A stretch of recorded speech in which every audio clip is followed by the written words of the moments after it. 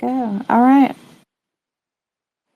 So we have quite a show lined up today. We are going to be covering a few things that all of us have kind of seen. um, we have seen this week, we saw Amazon Web Services go down, which shut down a lot of the internet. So we'll be briefly talking about how that affected Coinbase and Signal, which led to people talking to Elon Musk about Cassia messaging, and we'll be talking about castmap.org. That'll be on later, and we might even get Seb here. And we're going to talk also about the Match My Kaspa that VJ started as an interesting trend. And of course, what wallet number 2 is now wallet number 1. And also, Kadena just shut down. So we have a lot of things we want to discuss today. And Juan and I just got off the phone, and I was telling him about how I met with Kaspa Queen.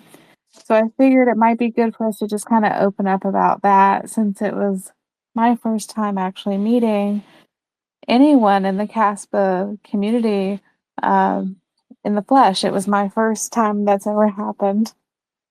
So I'm really excited about that. Juan, do you want to say anything before I kind of get into that? Is there anything you want to share or lead with? No, we're good. I'm interested to hear how your first IRL in real life experience went and what you guys talked about. So kick it off. Excited to hear about it. Awesome. Well, first of all, I love that Kaspa Queen's in here. So a big wave to Kaspa Queen. Uh, she is so smart and bright and intelligent and beautiful and social and friendly and kind and all those wonderful qualities you want to give to a person. She really uh, just welcomed me with open arms, and we instantly connected and had such a great lunch. We had some hibachi at a Japanese restaurant. Just had such a great time. And it was really good because it was the first time I was able to connect with someone through Caspa and our mutual enjoyment and appreciation and understanding of what Caspa is, while also connecting on all these other different things that we had in common, which was really, really such a blessing. And I'm really glad that I got to meet with her. One of the things that we discussed, and she gave my blessing to talk about it. Uh, so first of all, she gave me some beautiful insight on something that I had concerns about, and it really helped me. So let me just kind of frame what I'm talking about. So I had mentioned in the last few episodes that I wanted to challenge people to use AI to develop building something on Caspa using smart contracts. And I had suggested that one thing I was interested in was building a decentralized marketplace so that my son could have somewhere to sell his used comic books. Well, while I was having conversation with Kaspa Queen, I said, look, I'm having some concerns about this project. What if the wrong kind of person wants to sell something on a decentralized marketplace? What am I looking at? And without missing a beat, without any hesitation, she instantly knew what I was talking about and began to talk about her own experience with what she saw with Silk Road and what happened with Bitcoin way back, which got us both just going back and forth about Tor websites, the black market, how things can be sold, and how that can lead to nefarious things being sold. And it made me really have a lot of concerns where I reversed my train of thought, and I thought maybe I'm not ready to build something like this. I mean, sure, I want to see some sort of competitor that's decentralized go up against someone like Walmart or eBay or Amazon. but I don't think we have that infrastructure right now to be prepared for the kind of moderation that would be involved in that. And one thing that Kaspa Queen said, and I remember it as clear as day, she said that she was reminded of a time that she had seen an advertisement showing a photo of a puppy. And when you click the ad to see the puppy, you open it and it says, "Do you want to see fireworks?" Clearly, that's code for something else that's not a puppy. This got me thinking about obviously things like human trafficking, things that can happen beneath the surface of what you see is something that's really being sold. And I don't have the resources or the time to do that kind of moderation right now. So, thanks to Kaspa Queen really hearing me out and really having a heart to heart with me, I was able to really look at that objectively and say, you know what? I'm not ready for that right now. And so I think she brings some really valuable insight and knowledge. And I love that about her. It just made so much sense to me. And so what that did is it got me thinking of two things. First, I want to give everyone here a word of caution that if you're going to build and develop something on Caspa that's decentralized, you might want to think about what happens if it becomes popular? What happens if it becomes as scaled as you dream about? What if it's bigger than you thought? Are you prepared for that? Are you prepared for the moderation that that's going to take if that's necessary? Not all things will. And it also, the second thing, it got me thinking about what do I want to do next? Right? It's going to have to be something different. And so I'm going to go in a different realm. It's not the direction I'm going to go. But that doesn't mean that eventually we're going to have no way forward. I do think optimistically about this and feel that one day we will have some sort of infrastructure that can handle a decentralized marketplace in a safer way. I just don't think we're there yet. And also, just speaking on Kaspa Queen's behalf, she really wants to encourage more meetups. She really wants to see these local, small, mini meetups so that people can start to get to know one another and meet one another and connect in different cities. And she recently went up to Sacramento just for a day, met some folks, had a great time. And then she and I met in SoCal. And this was after she just emceed out in Berlin. So she's really getting to know a lot of people. If you're interested in some of her ideas about meetups and local mini groups and stuff like that, reach out to Kaspa Queen. There's 3 E's in Queen. So when you're on X, it's at Kaspa Queen, 3 E's. And hopefully she'll open that up. Uh, I had such a beautiful lunch with her, and I feel I feel really nice having connected with someone that I could bounce ideas off of, who could see the direction I was going, who was supportive of that direction, and also understanding of the concerns that I was bringing up. And she just, without hesitation, recognized exactly what I was talking about and had such a valid, thoughtful position on that. I just really appreciated meeting her. And so, yeah, I just want to open up and just start there that it was so nice meeting in real life a fellow Caspian and having that real life connection, because I'm usually a hermit. Okay, I don't socialize very much unless I trust the person. I just usually don't. I don't go out to bars. Uh I don't go to clubs. I go to libraries. Okay, I'm boring. I go to libraries. I go to the grocery store. I go to gas stations. I pick up my kid from school. That's pretty much it. So for me to meet with someone was really, really special, and I really appreciate that. Kara, it sounds like it was exactly what you needed to meet a fellow Caspian and confirm that Kaspa Queen is not a bot. I've also met her in person. She was a wonderful MC at the Kaspa experience. I didn't get to speak with her. I mean, met her in passing. She had a lot of things she had to do while we were there. But I'm really happy for you that you were able to meet up. And a lot of times, especially being on X, we're in this little echo chamber, and the only way we interact or see other people that have similar thoughts is on this platform. And it's really, really, really great to be able to meet up in person. And it's just a different energy, right? It's a different form of connecting and communicating. And that's pretty cool that you were able to get your thoughts out. So I mean, you hit on a lot of points there. um and we obviously had a conversation about it a little bit prior to. So you did mention, what is it that you're going to lead more towards, because it sounds like, okay, maybe the idea is there, and maybe we're not set up to do some of the things that you want to do, but what was it that you said you were going to lean more towards?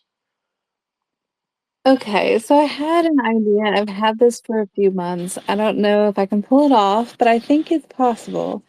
I'm thinking what I may do as a non-risky way of building something that could be useful to Caspians is to set up a notification service so that we can look at the top 10 or top 20 Kaspa wallets.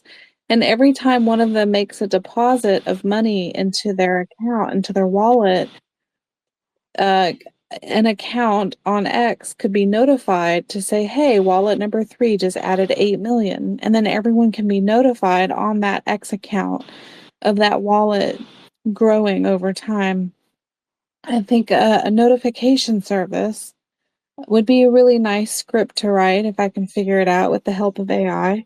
I think that might be a better direction where I can practice building and practice developing without being responsible for someone's nefarious actions or something like that. Right? It's just a way forward with the least risk. Yeah, I think that sounds like a great idea, and that's what you talked about briefly when we had the conversation. So I think that's wonderful. There's accounts that update us on other information like that. So that sounds like a really fun project. That it'd be cool. Be cool to see you build that, put that out for Caspa. Would be nice. I'm curious to see about those wallets growing and all of that happening. Um, just moving forward to the other thing that we wanted to talk about that hit the entire country was pretty much affected. Now, half the country, not so much, but it did indirectly impact almost everybody, and then directly impacted at least close. I heard close to half of all Americans when Amazon's web services went down just 2 days ago. AWS was shut down. Apparently, I don't know. It gets really technical. I'm not even sure how it completely shut down. I have my own theories. I am a little bit of a, I've said this many times, I do have a paranoia sort of aluminum foil hat on, and it reminds me of Stuxnet 2.0, which is a whole nother topic. But when it shut down, it affected several businesses, including Coinbase, including Signal. And everybody knows that Signal has said forever they're decentralized. Well, they have a decentralized protocol, but apparently they have relay servers that rely on Amazon. Elon Musk said, wait a minute, I have concerns about Signal. Because remember, he's been using Signal for a long time. He's dependent on Signal because he loves it. It's encrypted. He says the most wonderful things about it. But when AWS went down, he said, whoa, we need to relook at Signal here. And when he did that, me and many other Caspians went on his X page and said, hey, check out Cassia messaging. It's encrypted, it's fast, it's decentralized. And my understanding is it doesn't rely on Amazon for any relay server. Does anyone know for a fact that it doesn't? Because I'm pretty sure that it's just Kaspa nodes that it relies on, right?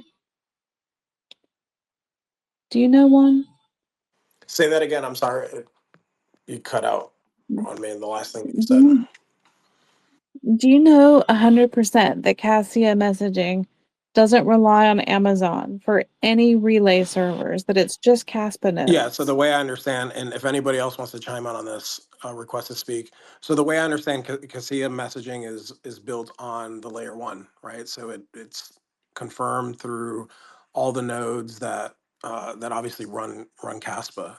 So it's a completely different setup. Yeah, and this obviously speaks to what we're what all systems pretty much work as. There can be a single point of failure that completely takes things down and completely disrupts an entire ecosystem. So yeah, that's one of the benefits of Kaseya messages is that it runs through all of our nodes, right?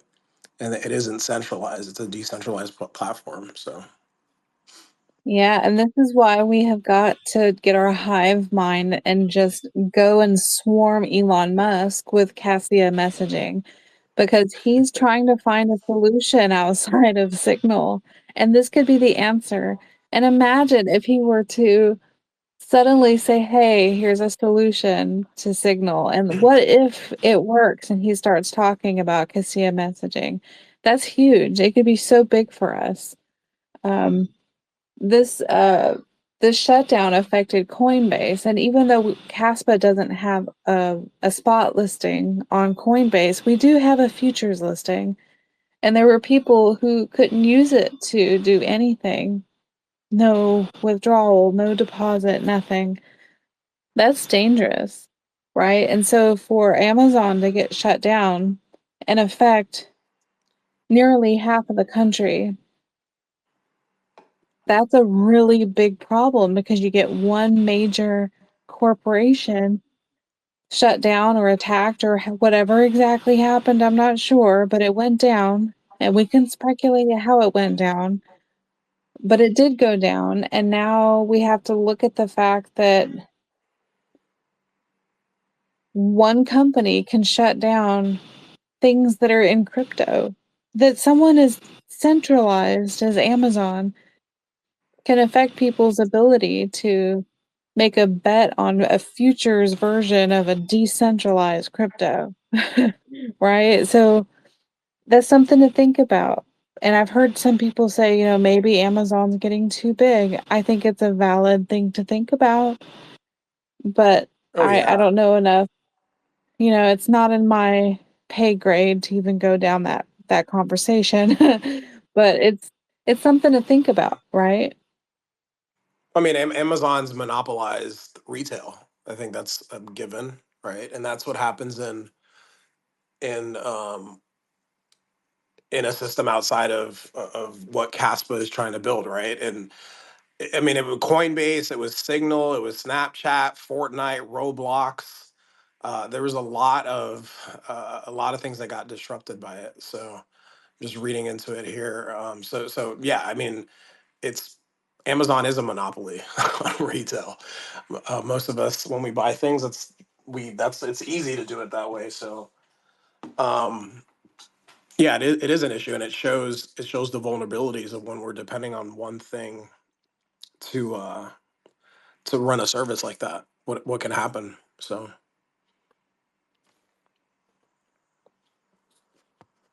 Um, Yeah, when Roblox went down, I remember thinking, "Oh my goodness, there are so many kids right now who are affected by this.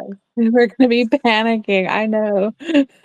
So many children and teenagers who love Roblox, and when Amazon went down, kids were wondering, why is this affecting me? What does Roblox have anything to do with that?" And trying to explain that to them, to explain that one company could do this. It's yeah, fascinating it's to me that crazy. yeah, Yeah, it's super crazy. yeah. Um, If anyone has any thoughts on that, feel free to be a speaker. I do also want to mention CastMap while we're here. Um, some people have learned about this. It just was publicly mentioned on Monday at the other blockchain Banter. Seb created CastMap, and where he lives right now, he's on the other side of the world from where from where we are. So he's actually taking a nap right now. So we're gonna circle back to that topic in about 15 minutes. Maybe he'll wake up. The last time I spoke to him, it was 4 in the morning, and he said, "Let me take a nap, and if I wake up, I'll talk about CastMap." So I do want to just say that's something we do want to talk about, but we're going to wait to see if he can actually be here to speak for it himself. If not, I'll talk about it. Juan will talk about it. Yeah. And Yeah. we have so much. And I see that Kaspa Marketing is here, and they just talked about today creating Kasmi, which is this amazing analytical way to look at numbers.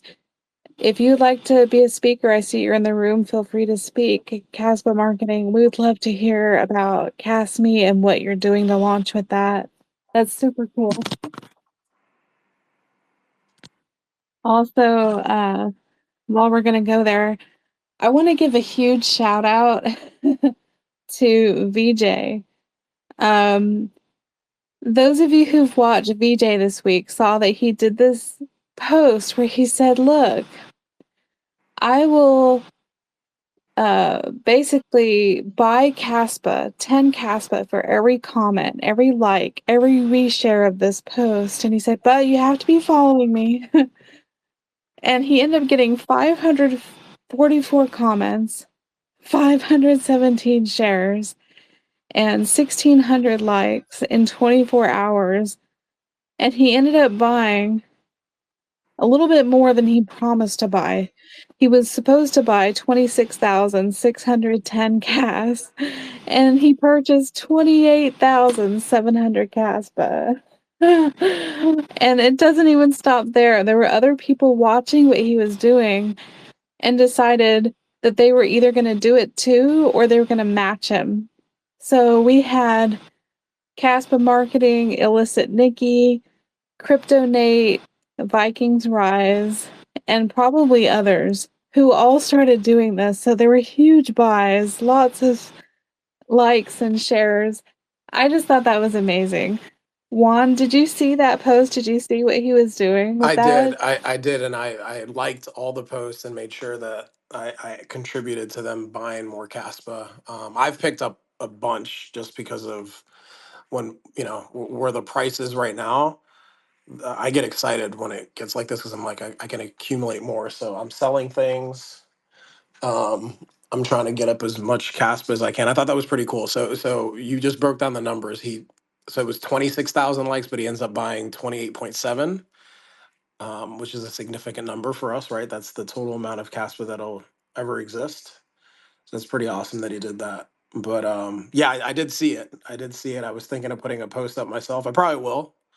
Probably will sooner than later. But I'm buying. I'm buying up. I mean, I when I see these prices, it's like I bought a couple times today. I'm just like, okay, I got to keep buying. I mean, so yeah, it's exciting. It's exciting to see VJ do that, and he's a big time leader in our community, and seeing other people catch on to that and chime in with that. So I think it's great. It's beautiful. Awesome, awesome. I love that. And I just got so inspired seeing that, especially because Caspa's in a little dip right now, and people have their opinions, and he just took this opportunity to say, "You know what? I'm buying. Who's in?" And people are helping him get out of fiat to say, "Go invest more in Caspa." And I think it lit people up because literally over almost 2,000 people were liking this. I mean, what a way to bring people together. Yeah, it just shows how organic this community is and how we're not focused on, we see the tweets out there, the shit talking, the shit posting. That's all it is. I sit back and laugh at it, but I I went back and forth with a Bitcoiner, a big time Bitcoiner who tried to call us an affinity scam, and he brought up points that Bitcoin went through itself. So all you got to do is do a little bit of research and realize this is the way the market's played out. We talked about this a little bit last week, where there's so much manipulation happening in the markets. We can't guarantee what's going to happen today, tomorrow, and next month. We don't know. But what we do know is that they have to print more money. The debt's insolvent, and a protocol like Caspa with the foundational principles is repricing everything that's happening in those markets. So it's designed to go up forever because fiat is designed to go down forever. So as long as you have that in mind, one Caspa equals one Caspa. And if it's cheap for me, man, I'm going to scoop up as much as I can. So I think all these initiatives are great and exciting. Um, and at the end of the day, we got to get people to use the Caspa, onboard people to the Caspa wallet. So yeah, it's beautiful. It's great. You know, And you sentiment made a is down a little really bit right now, Kara. Like when the price is like this, yeah. there's you get more of that. And I don't know. For me, I'm really good at blocking out the bullshit. I don't pay attention to any of that, and or the price for that matter, because for me this is an opt out of fiat. Now, you should never put yourself in a position where you're gonna be looking at the price all day. I don't really. You've shared this too. You don't really look at the price all the time, but I don't. For the most part, I'm excited about doing the show on a weekly basis now, getting to know more people, backing up my people when I see them. When people are trash talking them, I'm there. I'm looking at all the stuff that Caspa Onion puts up. I see Odie's in the room. I love all the stuff that Odie puts out because he drops truth. You can tell that man has so much insight, with how with what Casper brings to the table. So that's what I'm doing. And when the prices are like this, we just got to scoop it up as much as we can. Mm. You made a good point about the trash talking. There has been a lot of it, and you're right. People like Caspa Onion, they're in there constantly on the front lines, throwing it down and saying, "Hey, I'm just asking questions. Why do you keep blocking me?" Crypto Odie out there posting facts. I mean, Onion's posting facts Oh too. yeah, that's all we do. There has been so much trash talking, which leads into the subject that's actually on that we're going to talk about today, which is people who held Kadena called they said that Kadena was a Kaspa killer, constantly trash talking Kaspa, and they just made a public announcement that they are discontinuing their project. They're not going to do it anymore. They just decided that the market is crashing too much. It's not worth it. And for years, they were making fun of Caspa and saying that Caspa was going to fail, trash talking. And we heard so much of it, and now we see the RIP. And what's wild about this is it wasn't just people saying that it was a Caspa killer. They were making articles calling it a Caspa killer.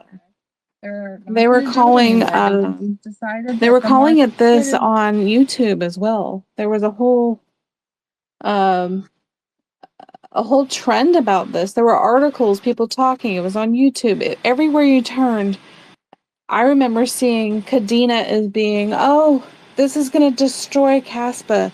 This is the evolution of Caspa. This is everything Caspa can't be. And then we find out today that the company has decided to fold, which is ironic because they claim to be proof of work. And even though they may have had a proof of work protocol, they had money put aside for themselves. They had allocations. And here they did a rug pull. If you call yourself a company, I have a hard time believing you're really decentralized at all. So for them to even compare themselves to Caspa was wild to me. So I would love to hear from other people's opinions on that. I heard there were some people that lost $35,000. I heard this from one specific guy, and that was his life savings. Lost everything to Kadena, but based on all these um, what do you call them? The public announcements and the PR and all of that. It was too much, and people fell for it because they fell for the trash talking. rather than researching, looking for the truth, and actually seeing the numbers of what was held. Juan, I think you have those numbers, don't you? Yeah, I Do you mean, have those on hand? yeah, I do. For in terms of whenever, okay, so for me, obviously, it's Kaspa, and I'm allocated to Kaspa and Bitcoin only, right? And it doesn't mean that I'm not open to other things, but I do have very, very foundational, strong principles that'll even have me consider anything else. So like I said, I kind of block out the noise. So I wasn't even aware of Kadena. I saw the announcement. I saw everybody commenting on it. So I went in and looked at. I'm like, okay, let me take a look at this breakdown. Then turns out Caspa Silver actually did a video on them about 9 months ago that he shared. But they were a crypto company, which is how I see 99.9% of the things out there, right? Caspa is a digital commodity. There is no issuer. There's trash talk about all this and that and how it was initially launched, but you can go back and verify all this for yourself that it was a fair launch. There was no pre-mine, no VC, all that, right? And Kadena was not set up that way. So even though it was proof of work, so the way I understood it and what I looked at, they had a billion coins that was going to be an issuance, right? But they were going to mine 700 million, and then 200 million was set aside for the marketing department and or whatever the section of it that closed down because Kadena is still going to be around, but they just don't have the marketing and PR like they had to, I guess, to talk all the trash they were talking that I'd never noticed myself. So they had that, and then they had, so it was 200 million for that, and then another 90 million for the want to call them the executives or the upper, the not again.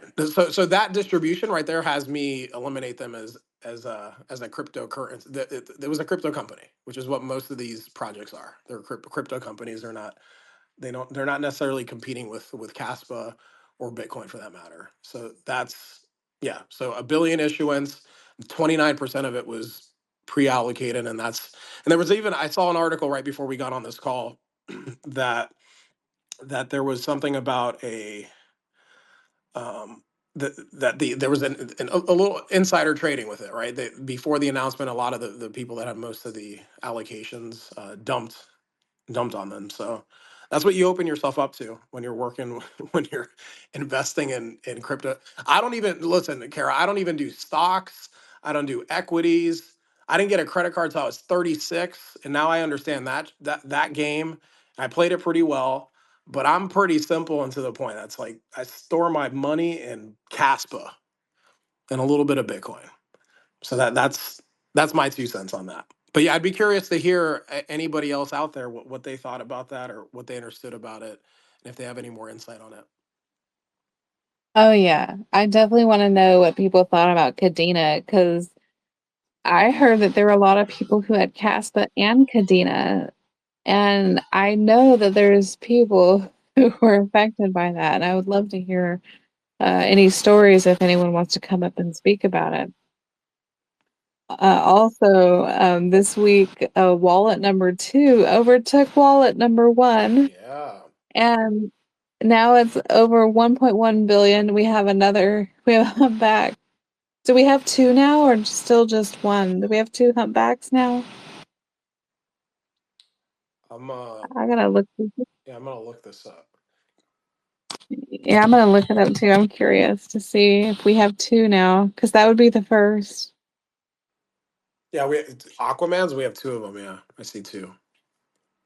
Ooh, we got two Aquaman. Oh my goodness. Wow, this is exciting. And we got Casper too, Okay. interesting. One. Do we have two humpbacks? Nice. Yeah, I'm curious what people think about who that could be. Who is wallet number one? I'm curious if anyone's willing to speculate. We're open to thoughts and opinions about that. So if you'd like to be a speaker and talk about it, I'd love to hear. We'd love to hear from you. So yeah, feel free to request to speak. And it looks like we have Kaspa the Green, so I'm going to open the floor to you. Good evening. Yeah, hey, I just hopped in. You guys were talking about Kadena, and just wanted to point out Charles Hoskinson. You guys probably know who that is. Cardano. He kind of hollered at the ecosystem over there and was like, "Hey, anybody want to reach out?" So mumblings about him trying to get in on taking that over. And yeah, there's two Aquaman. It's been out almost exactly a year since we've had two. I found that interesting. I seen that today and posted that up. Did you have any Kadena? Were you affected by it at all? No, I'm pretty similar in what Juan had to say. I mean, I was in Bitcoin before Coinbase was Coinbase, is GDAX, and I got out and then got back in with the Ethereum. And then when they went to proof of stake, I got out again. And then when I heard Jonathan was working on his own, I got back into mining again. So no, I steer clear of a lot of the other crap out there. Okay, I'm looking at the numbers. We have 2 Aquaman, 15 humpbacks. I was getting Aquaman and humpback confused earlier. We have 15 humpbacks, 209 whales. That's incredible. The Aquaman, the 2 of them own 8.22% of the supply. That's, I think, an important number to consider, especially when we're just looking at things like centralization and stuff like that. Let's see here. It looks like Kaspa Marketing is requesting us to speak. Here we go. All right, Kaspa Marketing, you're on. Hey guys, how are you doing? Excellent. How are you? I'm doing good, thank you. How's the book? Did you put any more work in? You know, I did. I wrote in it yesterday, and I got the plot moving forward. I definitely did. I went the whole week without writing anything, and then yesterday it all came to me in one big burst. So I spent a few hours on it yesterday. Thank you. Nice. That's awesome. That's awesome. Do you have a title for it yet? I have a working title. The working title is like. That's the I name, love like? that. Did you catch it? It's a working title. Okay, okay. I like that. That's mysterious for now. Like, wow. Yeah, and yeah, we'll see. There's gonna be people who die saying like a lot, so I figured it could be a good title. But the title before like was 2185, which is the year that the book takes place. So I'm kind of teetering between the two. I don't know yet. That's interesting because when you were talking about it, and you said it was sort of like 1984. Um, but it's futuristic, so I was like, I wonder if she's going to name it something like 2084 or something like that. So Yeah, that's exactly right. That's why 2185 was the title for 10 years. And I just this year changed it to like. But I don't know yet. I don't know what I'm gonna do yet. It's not confirmed. well, keep us up to date. Love to hear about it, and looking forward to reading it in whatever form you end up delivering it. Thank you. Yeah, it's full of paranoia. It's full of surveillance. It's very tinfoil hat and very futuristic. It's everything that Edward Snowden talked about, but on steroids. And it's all of those things. And so I'm going there. I'm just going all out. Without looking at your Ooh, it looks followers, really good. I can assume you follow Alex Jones by some of the posts you retweet and stuff. I'm like, oh, she has a little tinfoil hat in her house somewhere. You know, I actually don't follow him, but I do have a lot of respect for him. And a lot of the things I think about, I end up finding that he's also talked about. But for me, that's purely coincidental. I did listen to what he had to say about Candace Owens, but other than that, I haven't really checked in on him in a while.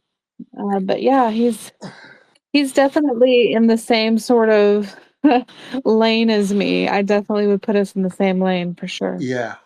Well, I don't want to go too far off topic because my fiance listens to Candace Owens, and I wear a little tinfoil hat myself, so we could probably go down a couple rabbit holes. But back to Kadena and crypto companies.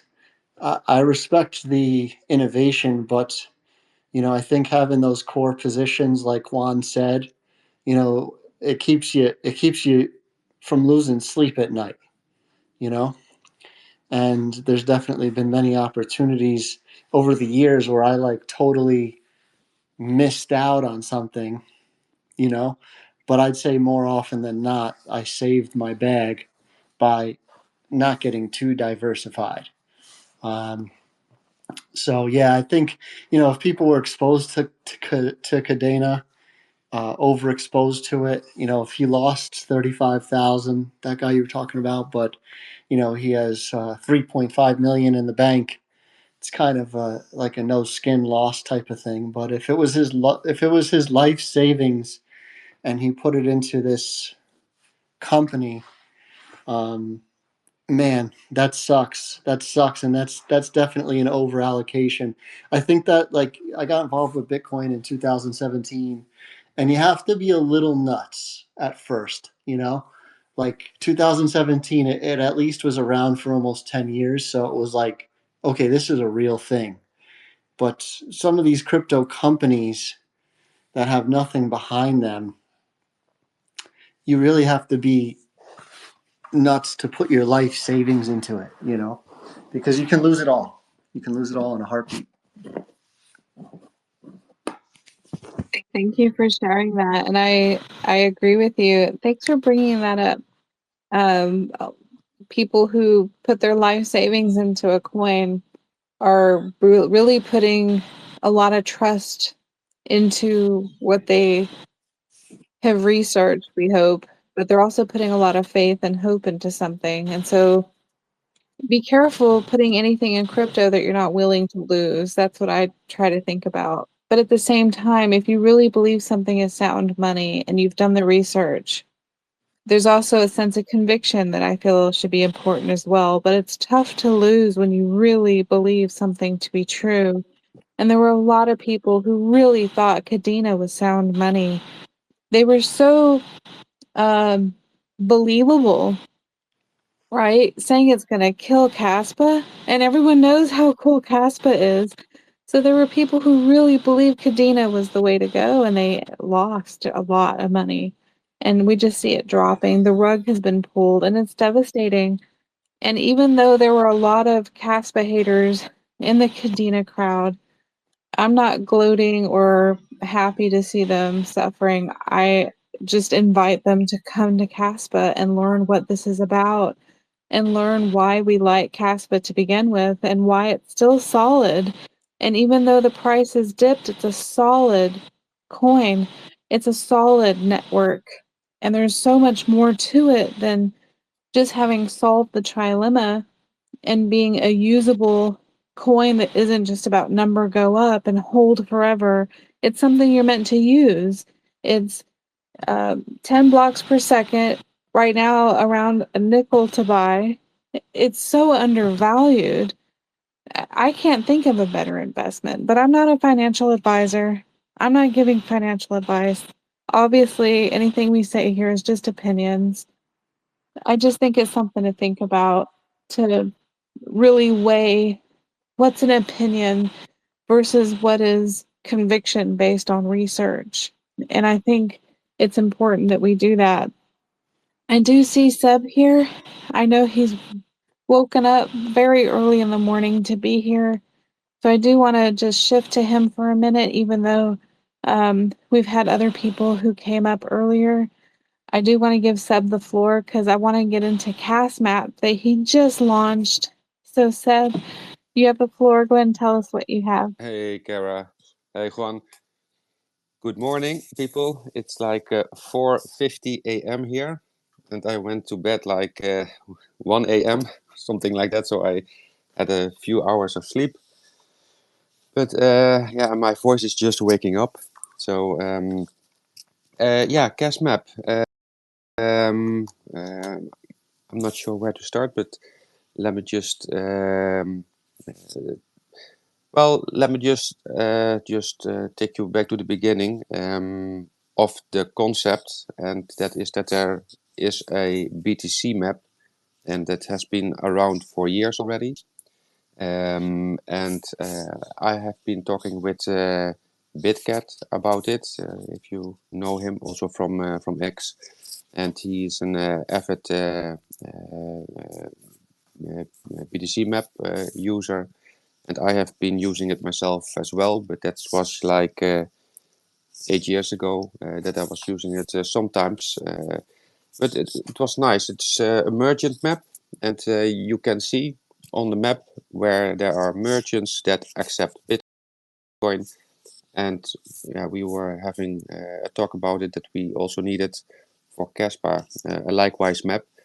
So I started to build it, but there are some issues with the Bitcoin map, and that is that it's a rather passive map. It's not really, it's not used that much, and also and there's also some spam on it, or mostly also inactive merchants. They think, oh, it's a nice idea. Let me put myself on the map, but then nothing really happens. And also the people working in the stores, they don't really know it, and how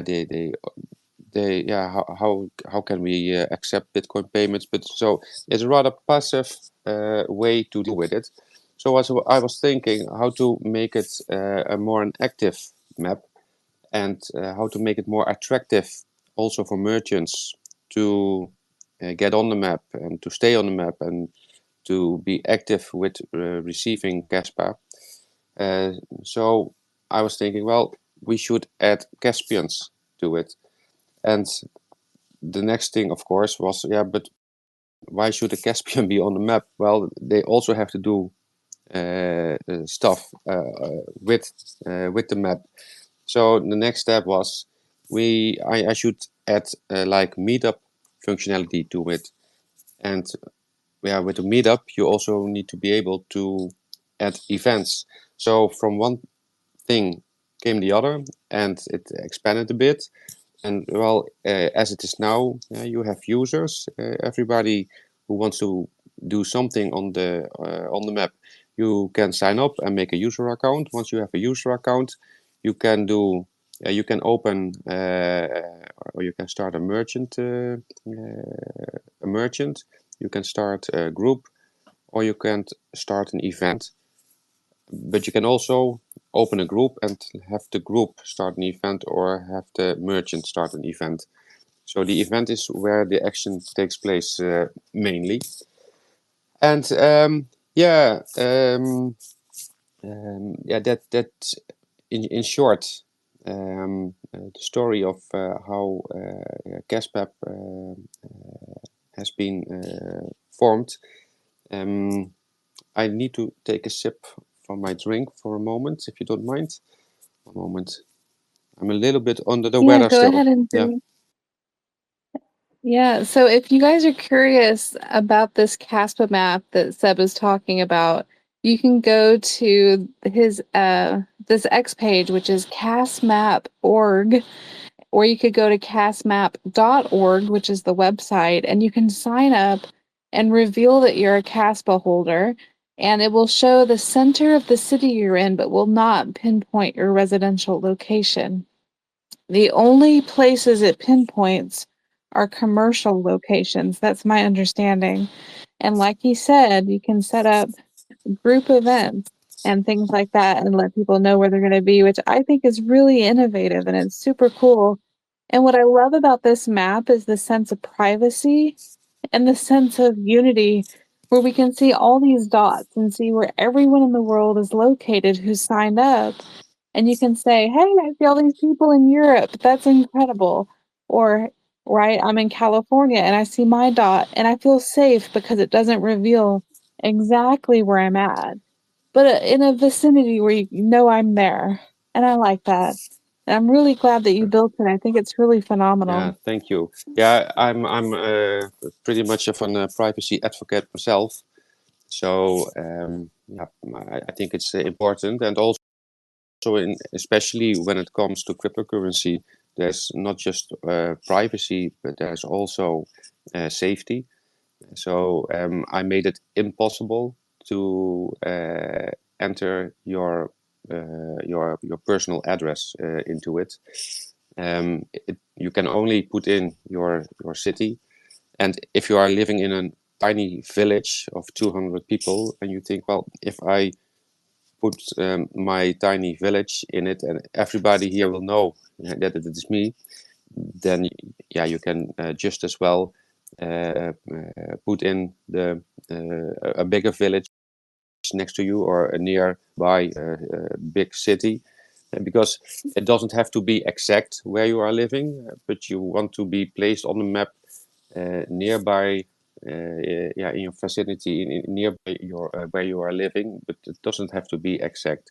And That's there's what I did. sorry. That's what I did, Seb. That's what I did. I actually put a different for mine just for extra Yeah. privacy, but I still like it because I know that's me. I'm there, and it's far enough for me that I feel safe. So I Yeah. love that you built in that feature rather than it relying on GPS. So thank you for that. Yeah, you're welcome. And there is a button in it to auto detect your location, but that will always also in the background in the database. It will always go to the center of the municipality you are in. So it will never, yeah, or you happen to live exactly at the center, then it's of course a dot nearby your where you are living. But because area that's only for the people who are really living in the middle of the city center. But it still won't be pointing at your own house, but it will be pointing at the city center.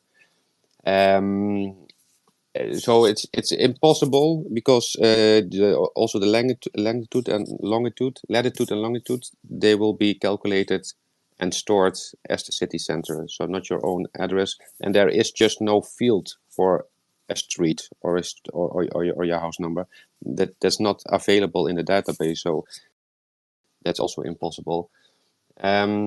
Also, there is a crosshair on the map, and if you are pressing the crosshair, it will be on your side.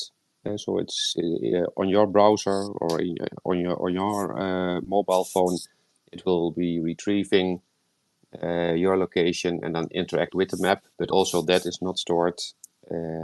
It's all happening at your at your place. So it's just for convenience. And also, yeah, it will be visible for like 60 seconds, but it's just an easy button to navigate. You can play a little bit with it. You can zoom in and zoom out using the buttons. You can also, but I saw, by the way, that for the United States there is a bug, because for some reason I noticed yesterday, let me check if it's still there.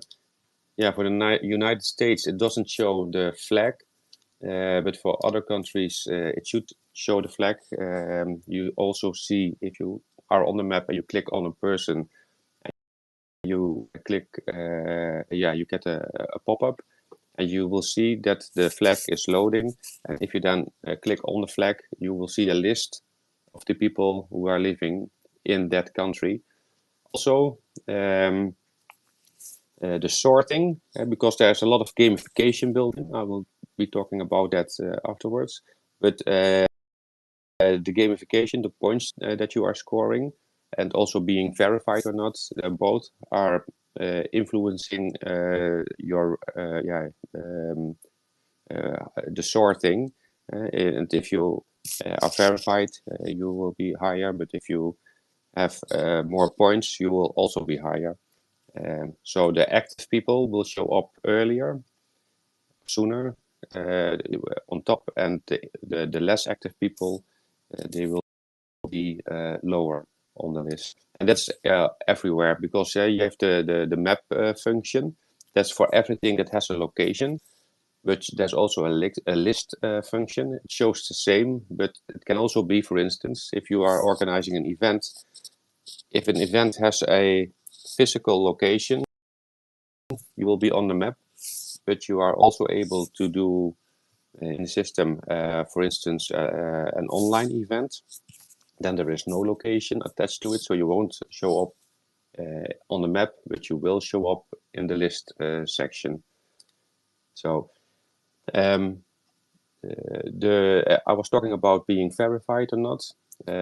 I started this thinking I wanted to provide it totally for free, but also if we are looking at the commitment and the value, the presence of Kaspians is for the merchants, I was thinking, well, maybe I will use a donation function also for this, but we have seen lately that the donations aren't really working. People don't like to donate.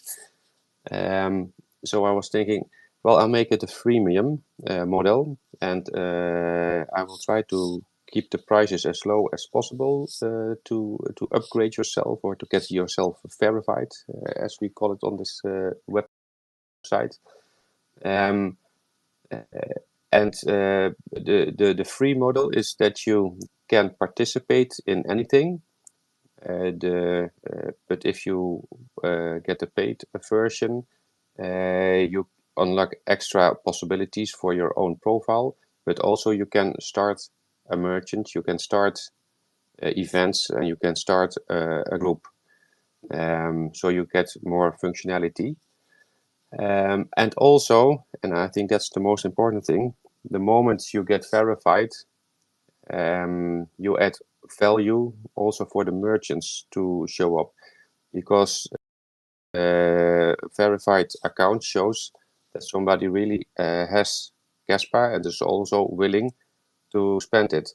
And I really try to keep the prices as low as possible.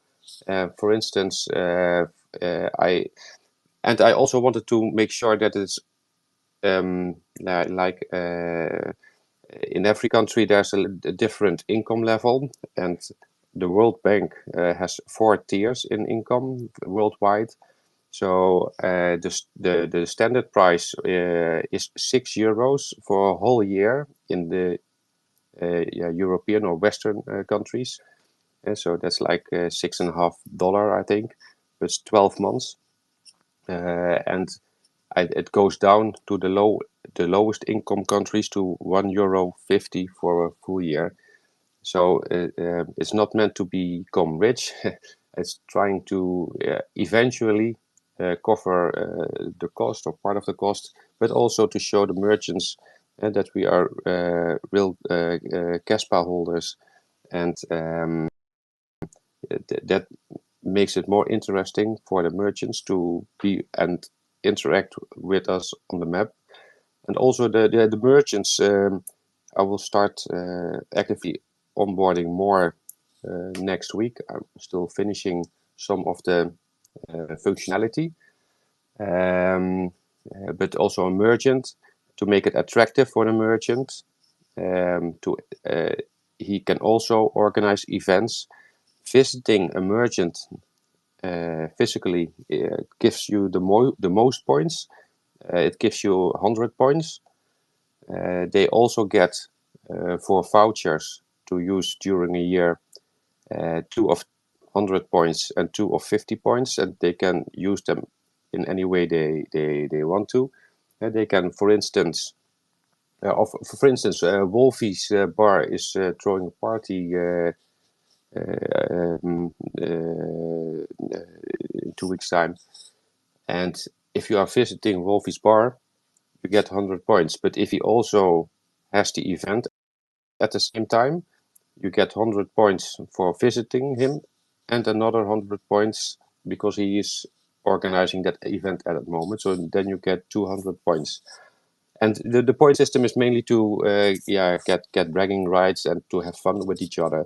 But you can also, and that was inspired by Juan, to be honest. You can also have your own group, and you can challenge other groups. So there will be, I hope, a challenge between the group of Juan and a group from here, from the Netherlands, soon. And yeah, you can challenge each other. For instance, who can onboard the most Kaspians into the website, or in a 7-day period. And of course, if you onboard a Kaspian and he's using your referral code, you already get 10 points each time you are onboarding somebody. But if you are doing it when you are part of the team that is busy with the challenge, in the end, every participant of the winning group gets standard 50 points. And if you are in a losing group, you are losing. Everybody who participated is losing 20 points.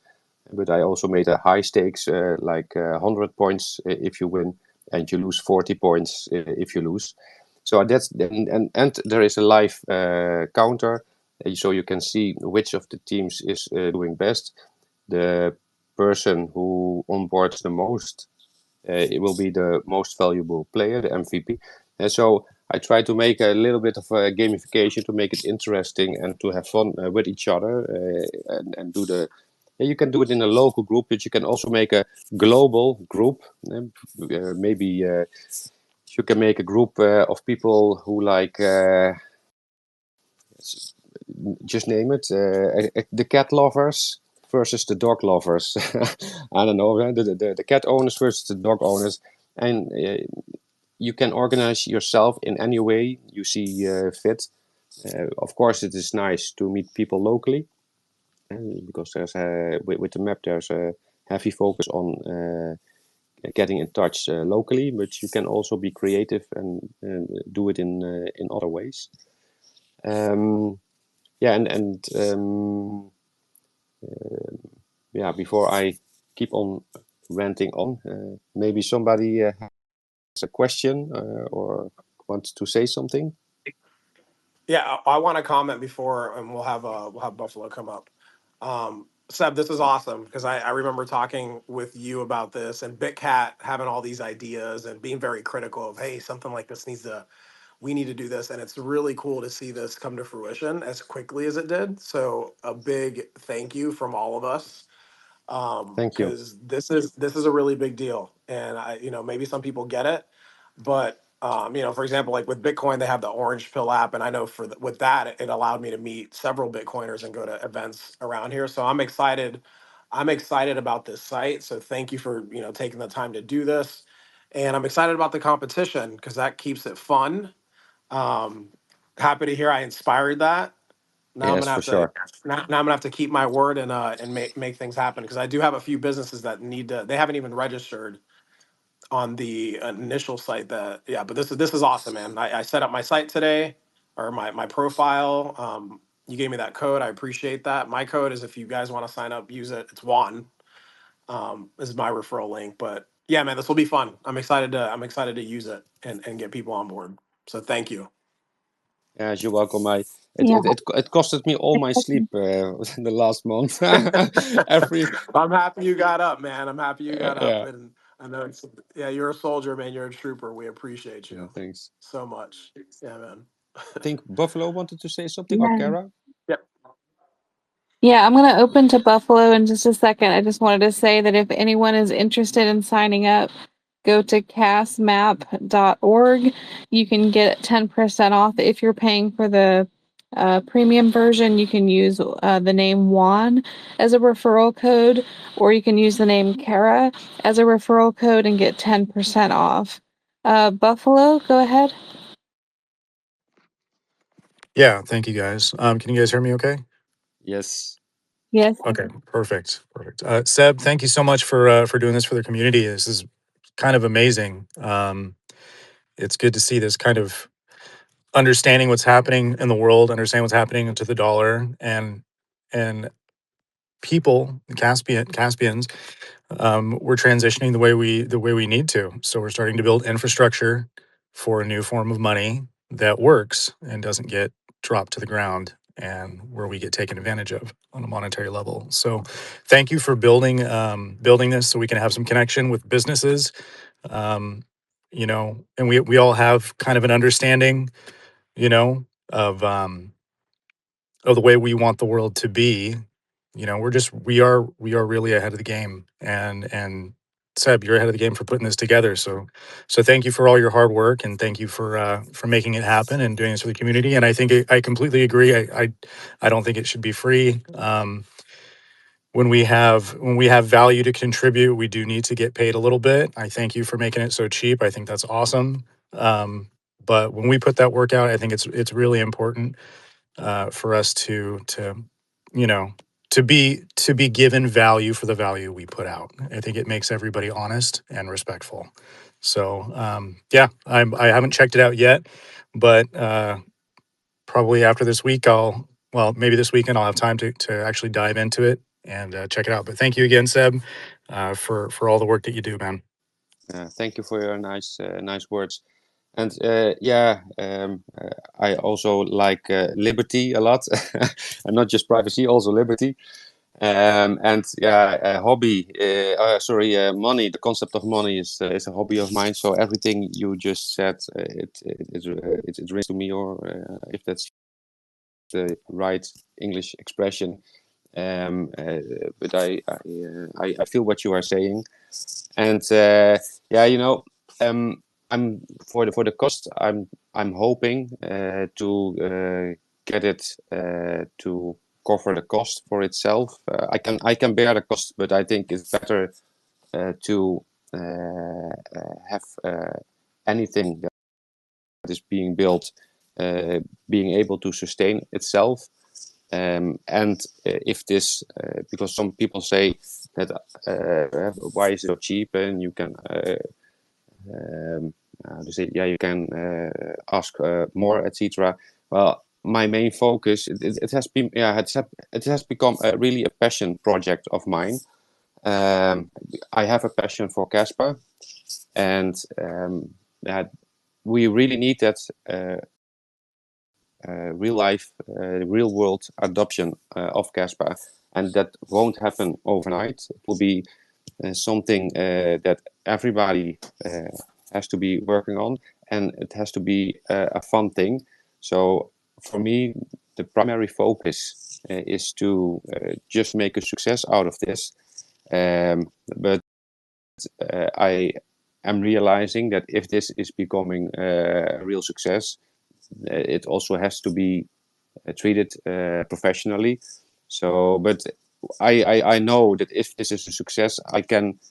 I'm a business consultant for like 20 years. I can see many ways to keep the price low and still make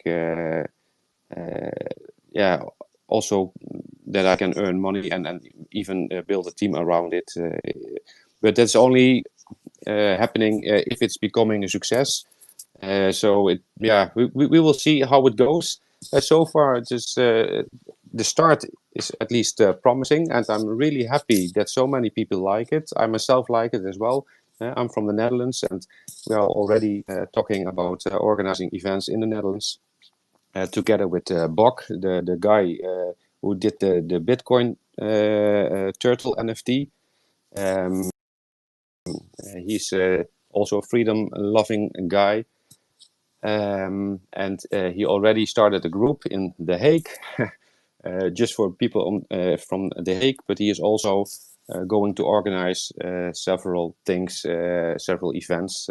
One to help onboard Kaspians, merchants. So he and I we will be in the same group, and we will battle one in that week that we are having that presentation for the merchants to see who can onboard the most merchants. That will be fun.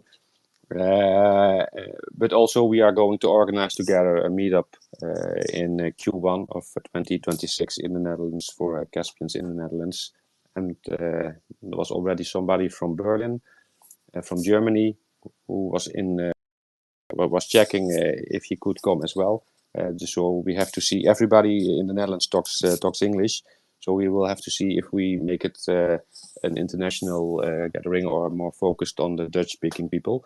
But you see, I build this, and now I see people actively organizing themselves and setting up events and groups, and it's really nice to see. And also, it's not. I have a road map or a wish list, or however you want to call it. I have like 100 more ideas to improve the user experience and user interfaces, and but also helping the onboarding of Kaspians and helping the onboarding of merchants. There are, because for merchants it's often, I have sympathy for the idea, but how do I do it? I'm just a mom's and pop store. I'm not technical. Uh, how do I make sure I'm compliant? Stuff like that. All those questions, and how can I receive payments? There are many questions, but also simple stuff like, but how do I make my customers aware that I am receiving, that I'm accepting Kaspa? So what I'm also planning to do, and that probably will start later this year, but it's also depending on how fast the solutions come to market. I want to also add a page for if you have a merchant. I will make an extra page inside it that you can see, okay, I'm a merchant and I want to start. What do I want? Do I want to use a QR code? Or do I want to use a tapping device? Or how do I want to have my customers pay me? Or maybe I want to offer several. So if somebody wants to make use of a QR code, for instance, they will see Casway POS as a solution. If they want to be able to let their customers tap a device, then they will be guided to Connexus, who I also see here. Very nice solution. And if they are saying, well, how do I make sure that people know that they can accept Kaspa here? Then there, from Rubarian Media, he has those stickers that can be stuck on the outside or against the outside facing windows. But he has also has a track record of point of sales material, also with QR codes or just general information. So it makes it very practical, like a stepping, like easy steps for merchants, a how-to guide. And here you can, there on that website, you can have this, buy this, there you can get that device. And just to make the whole onboarding process easier. That's also good for any Caspian here who wants to go and talk to. So maybe I should not only do it in the merchant page, I'm thinking now, but also just on the website, that any Caspian who wants to talk to a merchant has an easy to follow guide for the steps for the merchant he is talking to say, oh, it's easy, you just follow these steps and you can implement it. And so that's just one of the examples that I'm thinking that that this website can help with driving the real world adoption.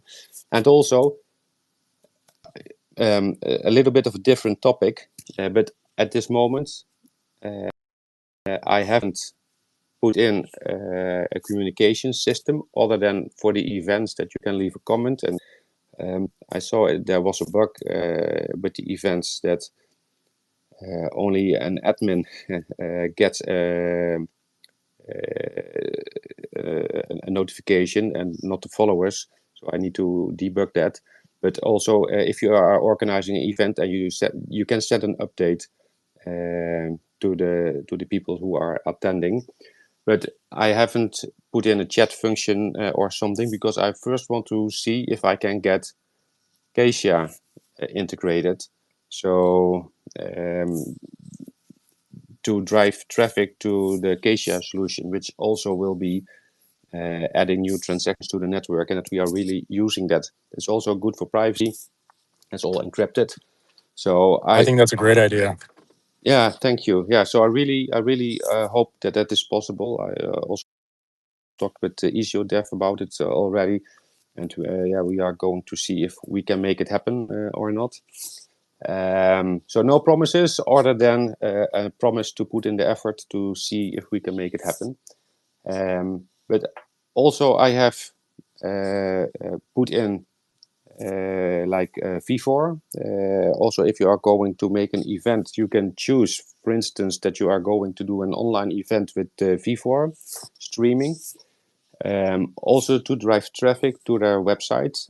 I haven't looked into fully integrating V4. I first did an integration of V4, but then I was thinking, oh wait, it will be better if people don't stay on my page but go to V4, because if they go to V4, then they have also the extra functionality there that they also can chat there and also do the donations there, etc. So that's how I made it work now. Maybe later on, if V4 is developed a little bit further, and we can do a full integration. But I don't care if people stay on the Kasmap website or if they go to the V4 website. As long as people are using Kaspa solutions, I'm very happy. So this is a different strategy than the for instance, X. X penalizes you if you are sharing links that go to other websites. That's why you often see a post and then they point down for the link below. I don't care if you go to another page, as long as it's Kaspa, I'm happy. Just go use any Kaspa application. I'm just for the using Kaspa. So it's a totally different philosophy, and that's also, if you are looking at the logo, it says Kasmap and then Kaspa First Community Platform.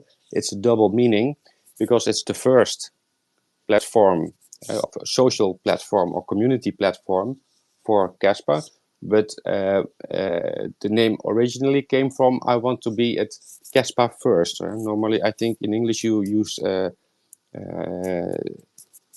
how do you say it? A stripe between a connector between it. So, for instance, also the social media links. I want to offer first, for instance, that you put in V4, and only a second option that you put in Twitch or YouTube for streaming. So for anything, for any solution, I want to offer a Kaspa first solution and then other solutions. And I don't think Kaspa ecosystem is mature enough to do Kaspa only. And so I did also here, we are on X together, but I do want to offer Kaspa solutions first, just to drive traffic to all the Kaspa solutions. And I need to take a drink again for my throat. Maybe if somebody else wants to pitch in. Yeah, Seb, I think that's a great idea. I think that's really cool. I think that it's a good reminder of how disruptive this technology is. And I think this is what a lot of people, Bitcoin maxis, they don't understand. They're like, oh, price go up. But this is so much more than just a currency. I mean, we're going to be making sure these powers that be that try to make all these decisions for us when it comes to privacy, when it comes to where they put their money or technically where they put our money, they're not going to have a say. It's going to be a community. It's going to be community, which I'm really, really, really stoked about because, like you said before, is that's liberty. So we're going to be building a community. We already are. We're building a worldwide community. Like we're all in the same village. We're just on different parts of the world, helping each other through business and with Kaspa. And I'm really excited. So thank you for all your hard work. And I think the more people that understand this, we can only go up from here, and more people will adopt. To see Kaspa in 4 years is going to be interesting. Thank you again, Seb. Yeah, thanks a lot, Seb. And it's really cool to look on this. If you guys haven't checked out the map, just seeing all the people that have already created profiles. I know you've had the site up for about a week, so thank you, Seb, for coming up. We're gonna. So I see some hands up. I believe, was it the Kaspa the Green? I think you were up first, so you can go ahead, and then we'll go to Kaspa Marketing right after that. Yeah, I just brought this up the other day on the other blockchain banter when you were in here, Seb. I want to say thank you. It is pretty cool. I've been checking out the map quite a bit. But also, I don't know if this would be more in your avenue or not, but I used to do web development. I've been out of it for a long time, but I threw an idea in the chat, just an artifact that I made with Claude, just so people can kind of visualize what I'm talking about. But something that I think that would be pretty cool if it could be integrated. I don't know if Connexus, this would be something that you could possibly be a part of. I don't know, but it's basically like, Craigslist or Facebook Marketplace or eBay or any of those things where, like example, I got a skateboard that I used to ride and gather in dust in my garage, and I want to sell it. Like I could post it, cross post it on, like, say, Facebook Marketplace or Craigslist or eBay, and then put a link actually pointing back to like a Kaspa Marketplace. So, and then, the seller, like, so say for example, if I'm the seller, you know, part of my sale would get skimmed and go to the Kaspa market, whoever the designer would be, or whoever is actually developing that. I think that'd be huge for bringing, like, real world transactions, because you could say, of course, let people buy your skateboard for fiat wherever you are in the country, but also give them like a discount if they want to buy it with Kaspa. And then in that page also, have a link showing how people can go and buy Kaspa, make it easy as possible for them, so that way they can say, oh, well, I could buy that for $100, but if I went and got Kaspa, I could get it for $90 worth of Kaspa, something like that. But I just don't have the skill set to do that stuff no more. I probably could really hunker down and get into it and probably figure it out, but running my own job, my own company now, it's kind of hard to find the time. It's an interesting. If I can respond to that before, hold on, if I can respond to that before Kaspa Marketing, before you move over, that was how I opened the show today, was actually talking about how I wanted to create a decentralized marketplace, exactly like you're describing. But the problem is it's going to require moderation, because there's going to be people who want to sell things that are illegal.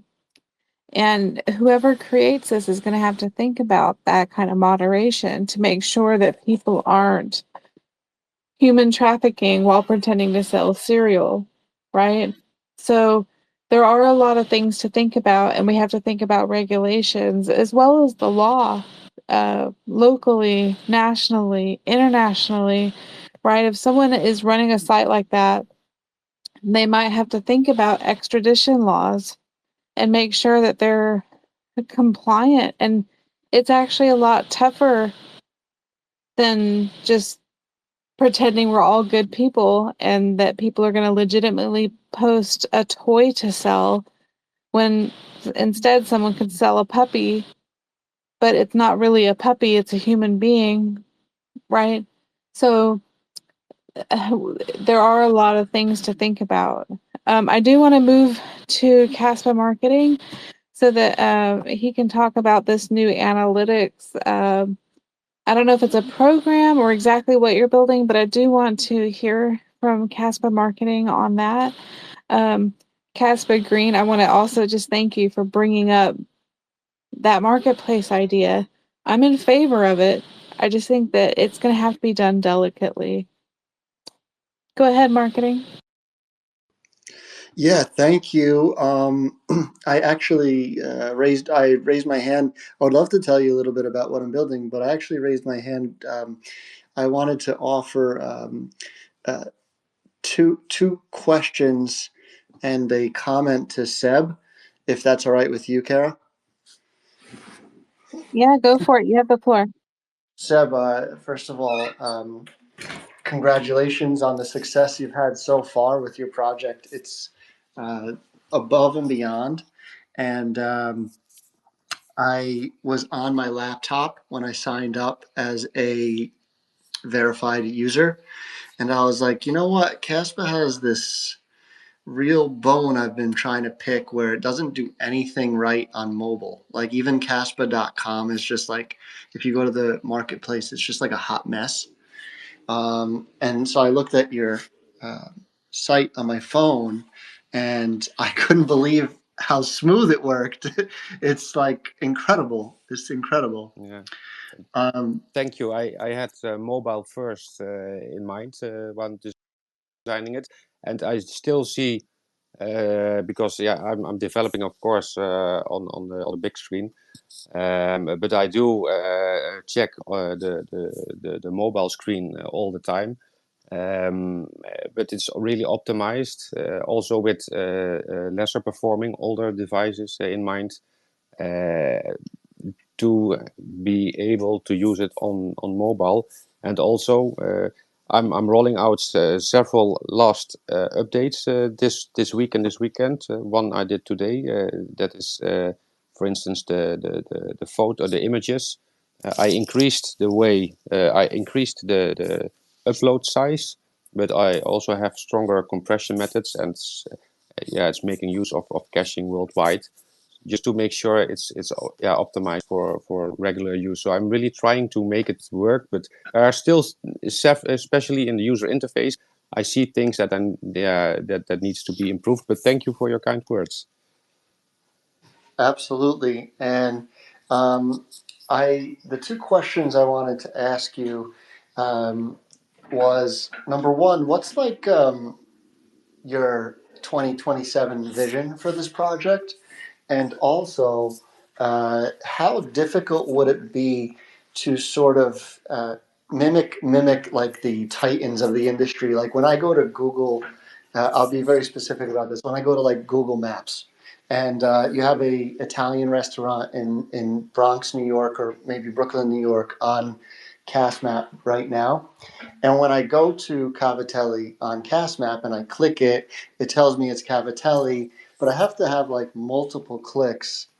Uh, Let me just take a quick breather and just let you know that uh, it's a lot like writing a book. Everyone has like constructive criticism, so I don't mean to be critical of your product. It's above and beyond, but when I go to Google, you know, I see Cavatelli and I see their address and their phone number and their website. But when I go to Cast Maps, I see Cavatelli and then I have to like click the profile and then I have to click another button to just see what their website is. And then I finally was able to see their website. So my number one question is, what's your 2027 vision of CastMap? Like, what problem does it ultimately solve? And number two, would something that simplifies how to get info on these businesses be easy to integrate? And is that on your roadmap at all?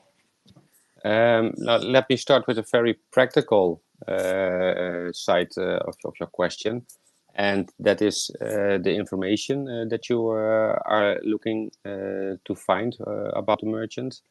Um, there, there have been some constraints, of course, in time, making choices for what can I offer at this moment. And I chose to make use of the pop-ups at this moment to to give you the basic information. What I was thinking of, if you are logged in, at least you also have on the left side for the navigation. You have then also my locations, and well, also if you're not logged in, on the left side you have the filters, and you have your search button. Oh, by the way, one small thing, if you see in the left side where you see the search by location, if you tap or click on the marker on the left side, it switched to names. So you can, for instance, look for Juan or for Cara or for Seb or for anybody, and you will be taken to the person. It's a filter, and it brings you to the person, and you can click it again, and you're back to location, and then it's not a filter, but it zooms to the position. But there on the left side, below that, there is an empty space, or there is a space that can be used. And I was thinking of when you click on, for instance, Cavatappi, that you then get on your left side below the filters, the toggles, etc. That you there get the information of the company or of the event or whatever you are clicking. So you get a preview with all the basic information over there. And also, if you have a verified company, or also as a profile, by the way, you have options to add photos to it that you also can browse it there. So so that you have almost Google-like, how do you say it, functionality. But I didn't do so yet. It has to be a different, also for loading and to keep it all smooth. This is functionality that will not work directly on the mobile, but it will work very good on the big screen. It needs a separate development path to make sure it only calls the information when you click on it, and it's not the map itself, but it's a different part of it, an overlay. So I hope that answers your questions for my plans of making seeing the information easier of a merchant. And my 2027 vision, well, to be honest, it's still developing. My focus now is to get or to keep traction. I'm very happy we have traction right now. One moment, I need to take a little sip. One moment.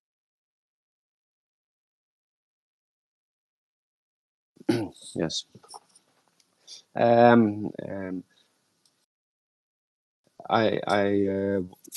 For 2027, for now, well, it really started as as a project to help with the goal to help real world adoption, and that's still my goal, and that will also be in 2027 my goal with this website. I hope in 2027 that we have depending, of course, on the cycle. Those are market conditions. But between the 10,000 and 100,000, or maybe over 100,000 users, the whole back end of this is compatible with scaling over 100,000 people.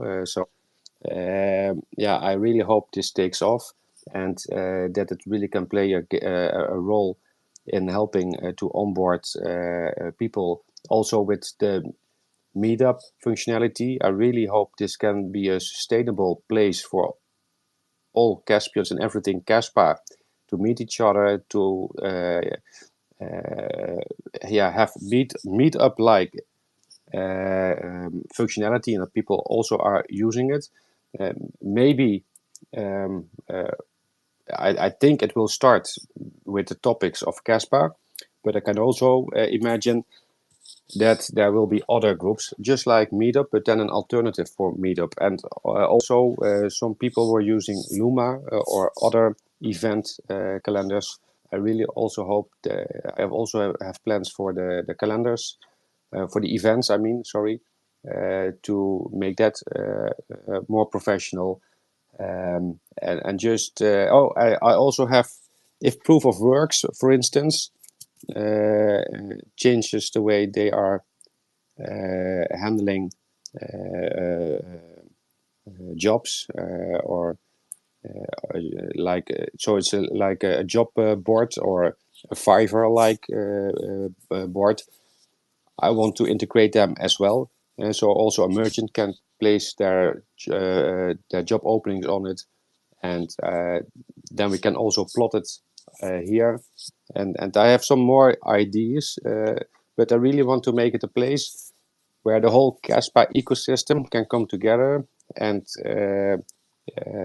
can connect with each other. And if it goes well, I really hope that I can build a professional team and just make sure everything runs smooth and just improve, keep on improving, and not just to 2027, but also 2037, etc. I hope that answers your question for now. Or if you have more questions, let me know. Sure does, Seb. Thank you. And if there's anything I could do to help, let me know. I've been in restaurants my whole life. I do marketing. So if there's something I could do, just let me know. But in the meantime, I'll do what I can to support passively by, uh, reposting and commenting and just generally speaking, driving Caspians to your site. Yeah, thank you very much. And everybody who's listening, please bear with me for the coming 2 weeks. I know there are some, like the leaderboard. I read it the whole way of how to register the points system in the back end. And I need to connect it. And there are some other things, especially for the merchant pages. But you will see changes the coming 2 weeks a lot on all parts of the website. And after that, it becomes more stable. But I'm still doing the finishing touches, which sometimes can mean that there are some drastic changes. But it's all for the good. And thank you for your patience, and thank you for your support.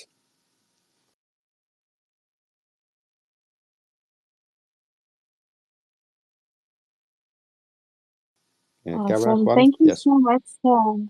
Thank you so much, Seb, for sharing so much about your project and for making a way for people to connect with one another, people who have a mutual love of Kaspa. I think that's really great, and I'm really glad that you've done this. So thank you so much.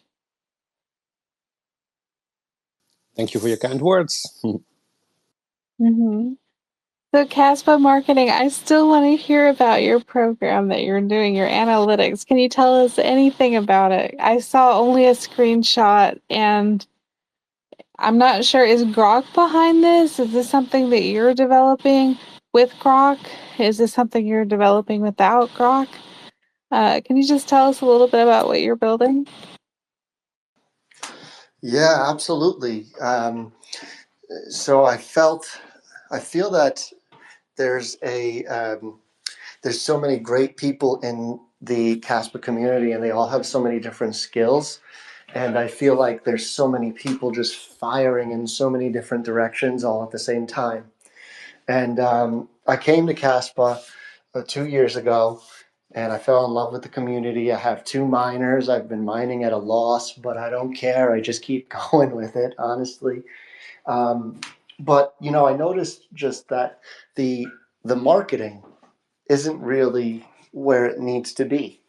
I think we've had this discussion, with sort of some of the references of Jehovah's Witnesses and so forth and so on. And so I just we have Crypto Odie in here, and the type of content he creates, where he puts the phones next to each other and shows that Kaspa is the fastest, right? And then I go into Solana spaces and I talk about it, and they kick me out and they tell me who cares about 3 seconds or 2 seconds or 1 second, which I can see their point. But so I started developing Kaspa Marketing. And what I'm really looking to do is hone everything together. And the screenshot that I shared of the analytics is simply X ads.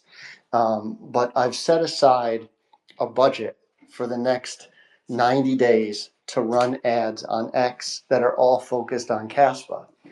And so some of you may be seeing those ads pop up in your feeds. And you might realize that they're ads, or maybe you think they're just another one of my posts. But the goal of Kaspa Marketing is to hone everything together, right? And so there's a person, his name is Ryan. He makes music, Kaspa music. This might be the type of stuff that we use in promotional materials to promote Kaspa. And that's pretty much, that's the mission of Kaspa Marketing. That's the mission of Kasmi. Kasmi actually stands for Kas Marketing Initiative, Kasmi.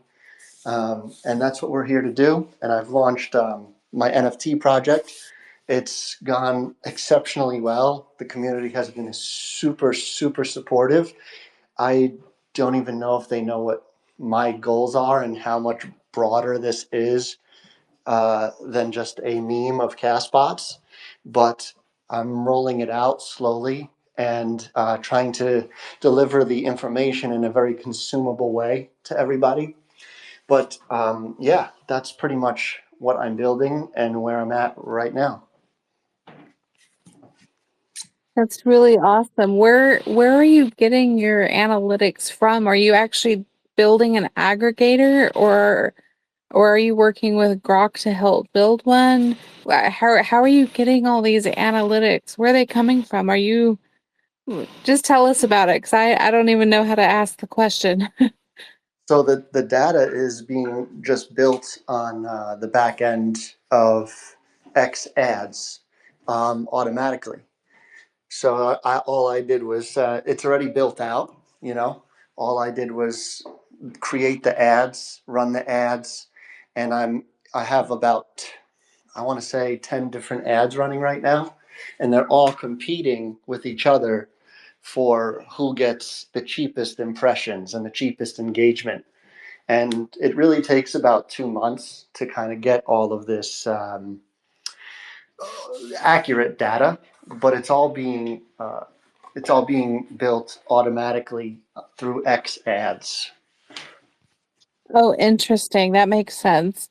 What kind of ads are turning out to be the most successful? Have you found a pattern or a trend where you're going, whoa, this is working and this is not? Have you kind of seen anything like that yet? Yes. Again, it's still in that like infant stage, but I'm noticing that multiple photos are what's doing well for me right now. Things that come across as somewhat, I want to say controversial, but at least conversational, So that's kind of where I'm at right now. I just started the ads about less than a week ago. I've been working on Kasmi for about 3 months, but really kind of started jumping into the space to push the initiative about 2 weeks ago. So everything is really just like an infant right now, It's tough to say what's doing really well and what's not. Where do you see it going when it reaches toddler stage and childhood stage and adult stage? What is your vision for this? So the number one thing right now is just building up that seed funding. And once that's built, the next step is to roll out and this is a little bit of alpha for everyone in the chat. The next thing to roll out is actually going to be a bingo NFT, right? Like, I guess I'm a little old that I still enjoy playing bingo, but the next thing will be bingo boards, and they'll all be NFTs, and there'll be 1,000 of them. And in order to play bingo, you'll have to own the NFT, right? And there'll be prize pools, and the prize pools will there'll be standard prize pools based off of cast bots, right? But there'll also be, if the community wants to join in, maybe someone wants to offer one of their NFTs or some of their meme coins, something like that. I haven't really talked to anyone about that yet, but maybe they do that. And then once that part is sort of has some momentum, by the way, 50% of everything I earn through this will go right into advertising for Kaspa. And then the other 50% goes towards paying the devs and everything like that. But the next step from there, and this is the part I'm really excited about, is I have a final collection of NFTs. And this final collection of NFTs will be launched 20% on Ethereum, 30% on Solana, and 50% on Kaspa. And the goal of this would be to have our bingo, I call it DAG bingo, and it would be on Kaspa, and it would be live, right? And in order for people to play, they would have to come to Kaspa, right? That's the goal, is to get them over here, to get them to Kaspa, and to play their game, to use NFTs and pump that fun, you know. So I would want to do, like, hypothetically, we would be playing bingo, right? And it would be on a Spaces, it would be on Vivore, it would be on also Pump.fun, YouTube, right? And so we're reaching into all of these other audiences that are into crypto, but they just, like, have not discovered Kaspa, haven't had the right opportunity or the right interest. You know, like, people on Pump.fun are degens. They're just there for the quick buck and the casino gamble. And what I'm suggesting is building a bingo that's kind of has that degen gamble feel to it, but in a more structured, fair way. And there most definitely would be some people who would say, let's say we were playing bingo and it was on Kaspa and you had to own a bingo board that was an NFT, and we were streaming it on Pump.fun. People would say, how do I play? Where do I get a board? What is this? You know, or they would curse me out and tell me to go back to Kaspa and I'll just come back and hang out with you guys, you know. But either way, the goal is to roll out a series of 3 NFT collections that'll all start with Kasbots and always be tied to Kasbots, and then a bingo collection, and then the final collection, which would be called the Kaspians, and that would be a multi-chain NFT collection. That is very, very cool. And I like the outside the box thinking. Bingo is huge. There's such a large demand for it, especially in the South. There's all sorts of buildings where they say Wednesday night bingo, Friday night bingo, win $100, win $1,000, and then everybody comes in.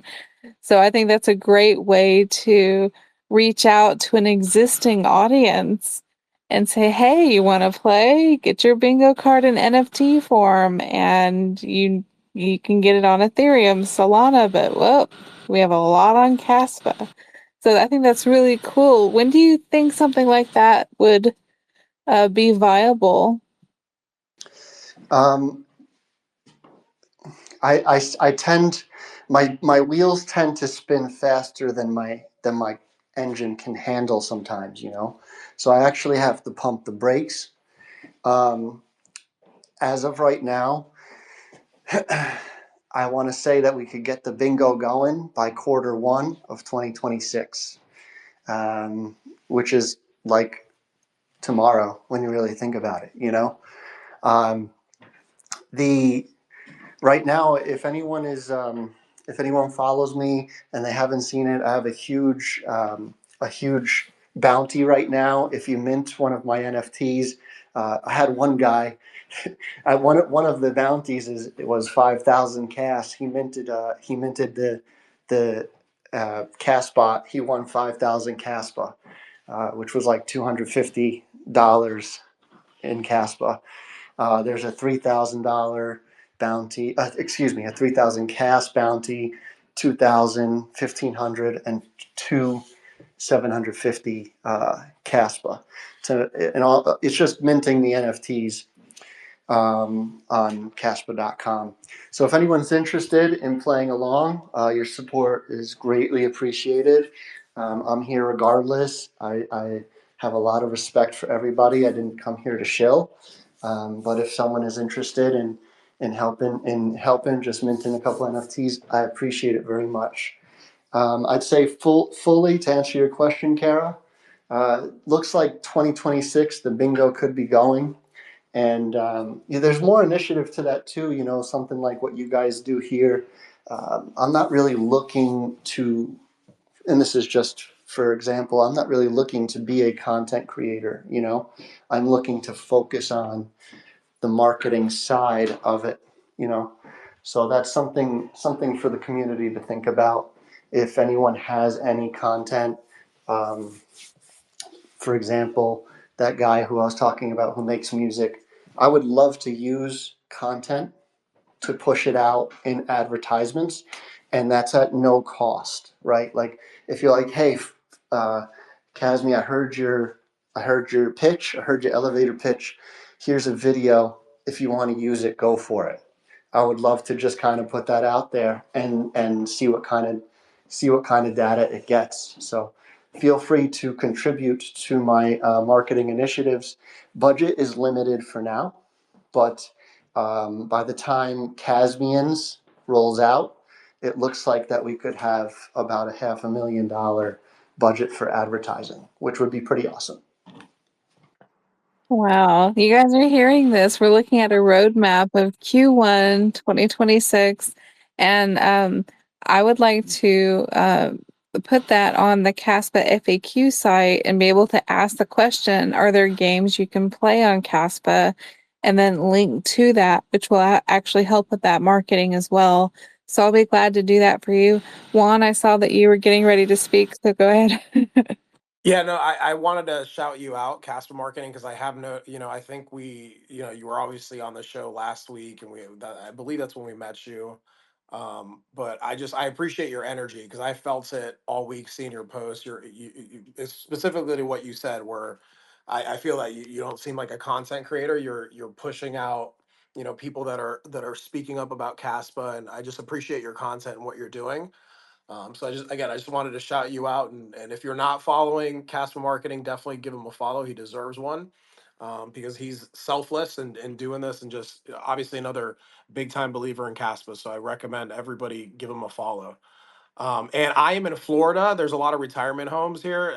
So I know they play bingo all over the place. So if you need me to go door to door, I'll go do that for you too. So just thought I'd throw that there at the end.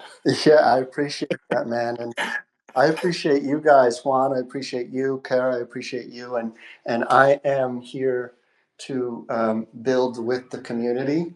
And in that process, I think Kasmi will do well. So thank you for the shout outs. And when I come on the show, when I'm here, when I request to speak, I'm here to support. So I appreciate you letting me speak today. Thanks a lot. Yeah, absolutely, man. You're That's what it feels like welcome. every time. So appreciate you. Go ahead, Kara. Yeah. And we know that you're here to support, and I kind of put you in the limelight by asking you about this, which you've never shilled. So for everyone here, he's not even getting up to talk about it. I'm putting his feet to the fire and saying, tell us about it, tell us about it. But he's not usually one to toot his own horn. So I'm basically saying, play your horn, play it, tell us about it. Yeah, it's not usually in his nature to bring it up. So I'm glad. Thank you so much for bringing up Kasmi and what it's about and what we can look forward to, because I've been excited about this. I've wanted to know about it, and I'm very thankful that you've told us. It's a pleasure, as always, guys, as always. And keep an eye on the updates. And again, same thing for Seb, same thing for you guys. If there's something I can do more so than what I've currently been doing, feel free to let me know, because that's literally what my initiative is all about. So I have a question for you, Kasmi, as well as Buffalo, since you're both still speakers, and Juan, feel free to answer as well. But I'd like to hear from all of you on this is changing the subject, but I want to hear what your opinion is. Who do you think wallet number one is? Now that we no longer have wallet number two, it's moved up to number one. Who do we think it is? Can we speculate for a little bit? Some people think it's Bybit. Some say it's Binance. Who do you think it is and why? Go ahead, Buffalo. Well, my idea was it's got to be Binance. And the reason I say that is because we've had the price suppressed since they were allowed to do futures trading with to um sorry, my girlfriend just came in the room. So I think that it's Binance just because of the way the price has been going since they put it on futures listings. And I don't think that they still have it on futures listings, but they had it on. I don't know if they took it off or put it back on. Maybe you guys can let me know. But I feel like it's been pushed down the price um, since that happened. So I think that there's suppression. I think that's just a game for them in Wintermute to get the cheapest cast that they possibly can. And then I'm thinking about the big drop that we had for everybody. And it would make sense to me that it's Binance or Wintermute. Um, but once again, I mean, of course, we don't know. But if we can track back when their big buys started happening, I think that they're somewhat in line when it went into futures trading because they wanted to get cheaper Kaspa. And they know that we're a small community, so I just think that I think there is some manipulation there to drop the price. That's my 2 cents. That makes a lot of sense. We all saw the price drop after it had been going up. The Kaspa price had been skyrocketing the whole time until Binance stepped in and listed it as a future, and then we've had sideways action and downward action ever since. And then it started going up a little bit, and then Coinbase jumped in and said, "Oh, we're going to add a futures," and it's just been sideways and downhill ever since. So I'm with you on that. I do think futures are definitely 100% or 99.9999% involved. It just makes so much sense because the futures listings and the timing of it have directly correlated, in my opinion, with the price. So I do think that it could be Binance. Someone just posted, JK Burley Smile says he believes wallet number one is the US government. I'm not sure about that, but that's very interesting. Kasmi, Juan, what are your thoughts on this? No, I'm with Buffalo. I think it's highly likely Binance from everything that we see. I mean, everything that he said, I'm in line with. But what if it's Satoshi coming back? What if? I don't know. But it's likely Binance. That's my opinion. Could be. I mean, it could be anyone. I've heard some people suggest it could be an Asian exchange because we know how big the Asian market is in crypto. At first, I thought it could be them. I was looking at the dates and it seemed to make sense, but then I realized I was a month off, and so I completely backtracked on my position.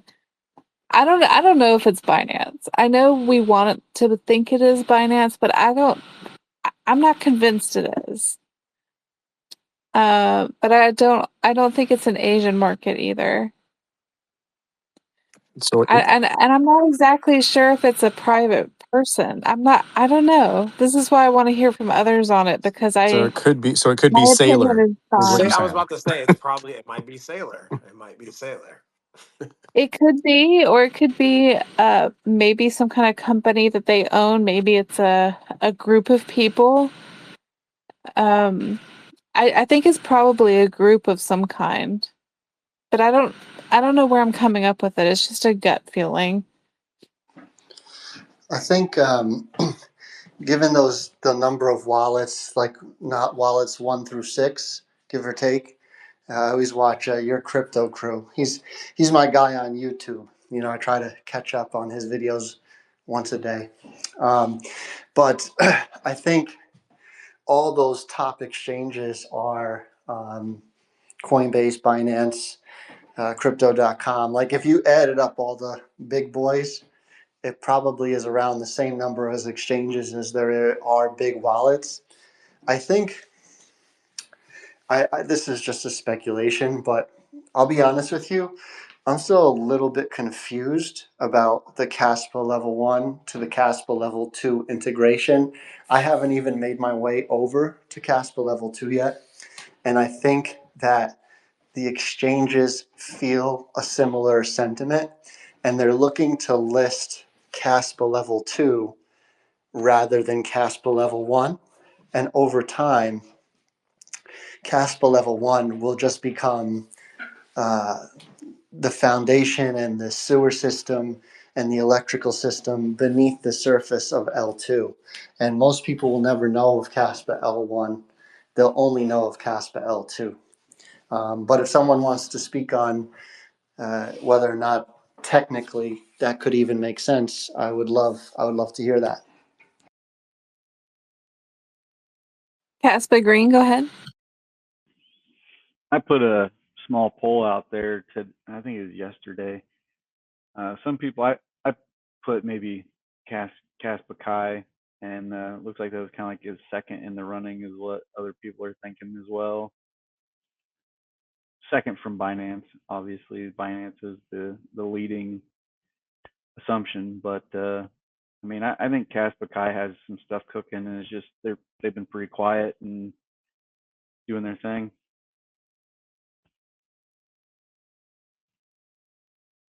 So do you think Kaspa Key's behind this? Do you think they're wallet number 1? It wouldn't shock me. Interesting.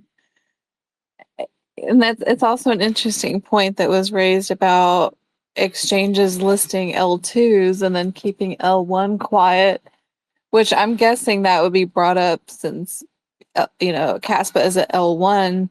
As an L1, it kind of represents a challenge, right? It basically System becomes a disruptor. competitor.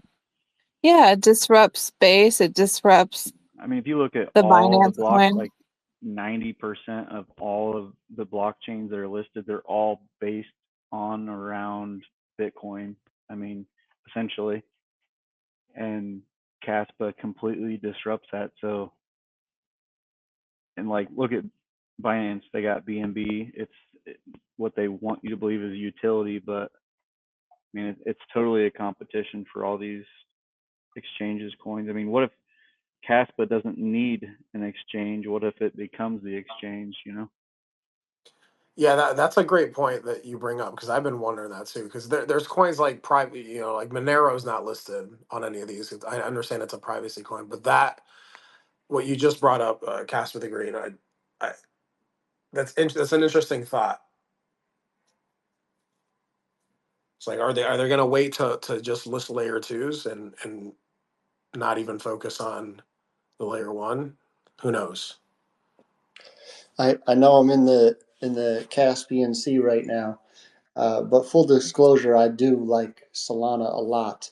And one of the things I like about Solana so much is that L1, L1 is everything. Like I get totally confused with Ethereum. Like how how does that work? Like if I have coins on Arbitrum and I want to use them on Base, I have to use a bridge, and that costs money, right? And gas. Do I get hit with gas fees on the, like you could just go down this whole like what if and how do I, right?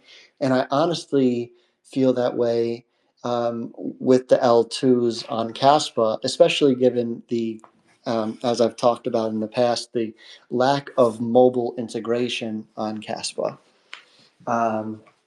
So I don't even know how to use Kaspa level 2 still, and it's been quite some time. But what I love about Solana is that it's one level. It's level 1, and everything is here, and you don't need to worry about all that other stuff. So I think that model really makes sense.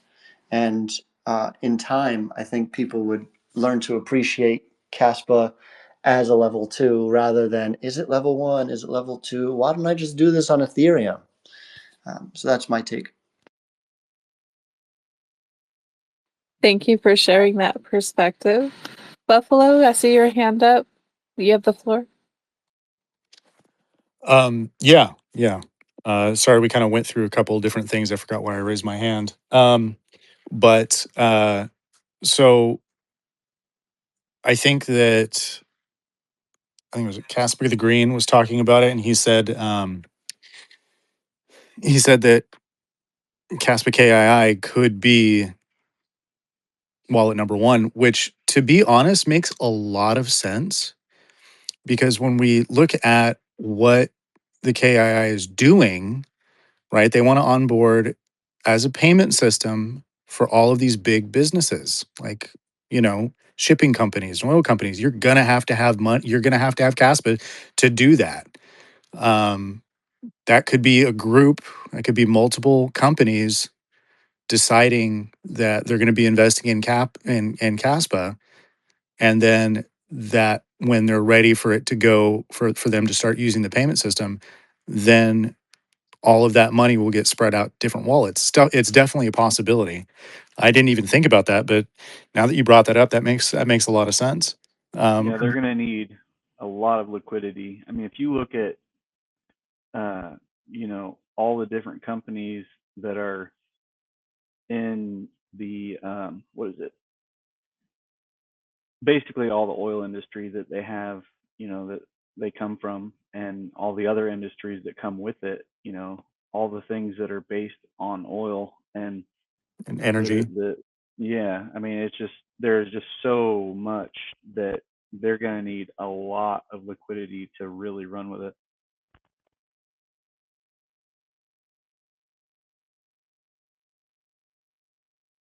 That's an interesting take. It looks like Crypto Odie is taking credit for being wallet number one because he was flipping shit at garage sales. So it looks like we have solved the dilemma. Crypto Odie owns wallet number one.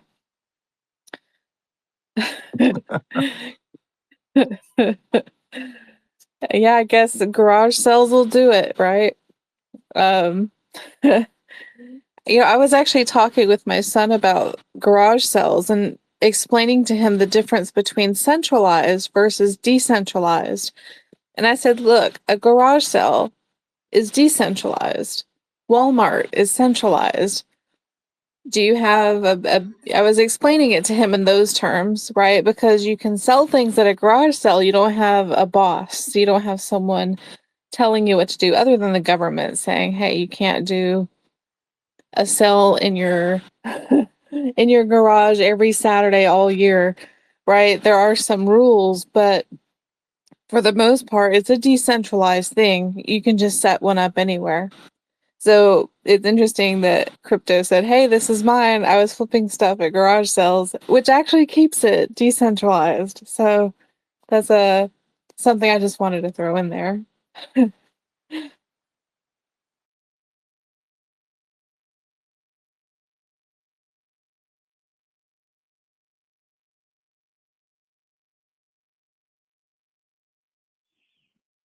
Speaking of Crypto Odie, I don't know if this was much on the agenda to talk about today, but did anybody see the Guinness World Record response? I can't remember who it was, but somebody threw it out there that they emailed him and was trying to get, that world record actually verified, and they responded. Anybody else see that? Odie, can you request to speak and tell us what's going on with that? Because I know that's your field, and I don't know anything about what's happening there. I'm so behind. Would you be willing to tell us what's happening there? I think he mentioned earlier that he couldn't talk tonight. I saw it on the Um, yeah. oh, that's too bad. But the Yeah, talk Kaspa to the us. Green, what did you hear? What's the? Because I didn't hear about it either. No, I don't have. Actually, I'm I don't trying Odie to just find. requested. Odie the Great's here. Odie the Great. Hey, Yo, what's up, buddy? I have no idea about the Guinness Book World Record stuff. I tagged you on it, but I'm trying to find it right now. I have it lost in my notifications right now. I personally just took the opinion that they're gonna go, we don't know how to measure this properly. And because actually for me, even I'm like, it's not like running a race, doing a crab walk the fastest crab walk in 50 meters. Like, you're like, did they, they ran on 2 feet, so they're disqualified. With us, it's like we have like pruned nodes, like they're gonna. Some people would say that's a disqualification, or the fact that um, and we do have archival nodes, and it's like I find it to be. I think if I was in their shoes, it would just be so tough to make the call on like what is a real world record and what's true decentralization and what's true security. So, but what is their response? I don't know what their response was. So I'm gonna throw the link. I found it. I threw it in the chat, but I haven't really seen much more on it.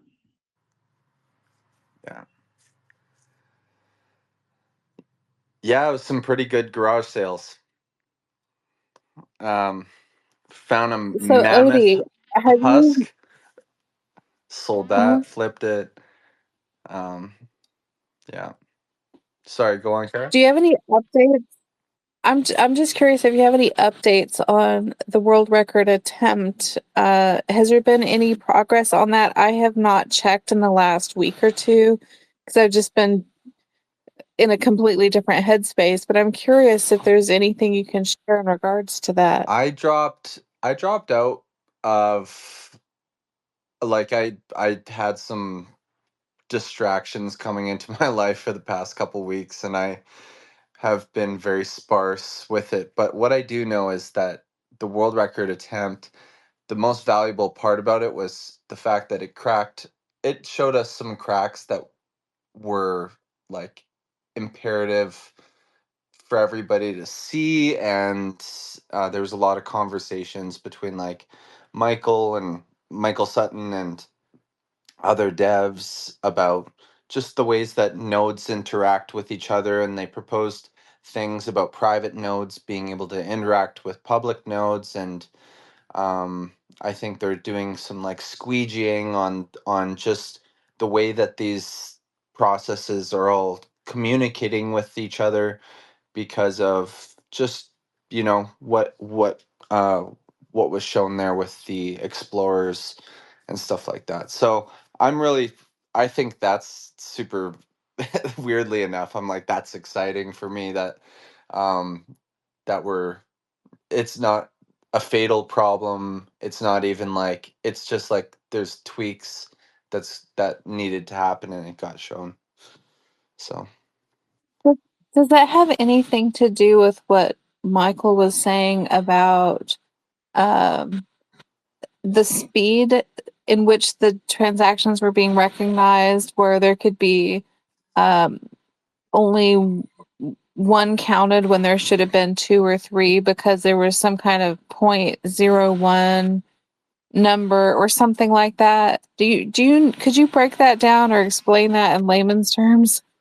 oh man, I really don't know if I can get too far into that stuff because um there was a lot of guys who were a lot more capable than me when they were running those bots, like Liberated Potato and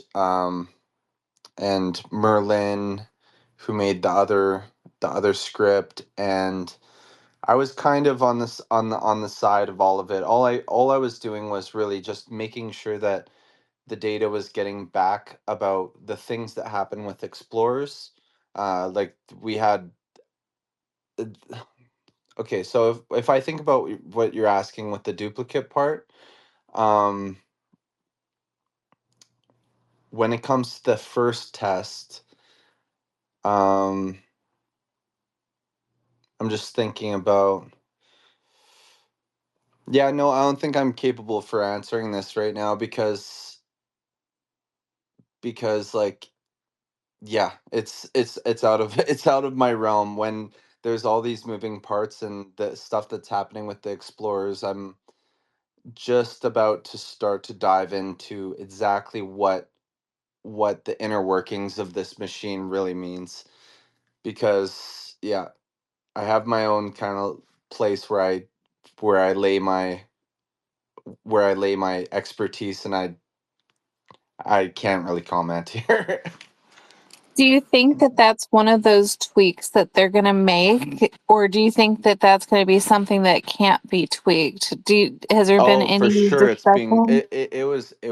it was getting like full on um full on addressed as a main priority.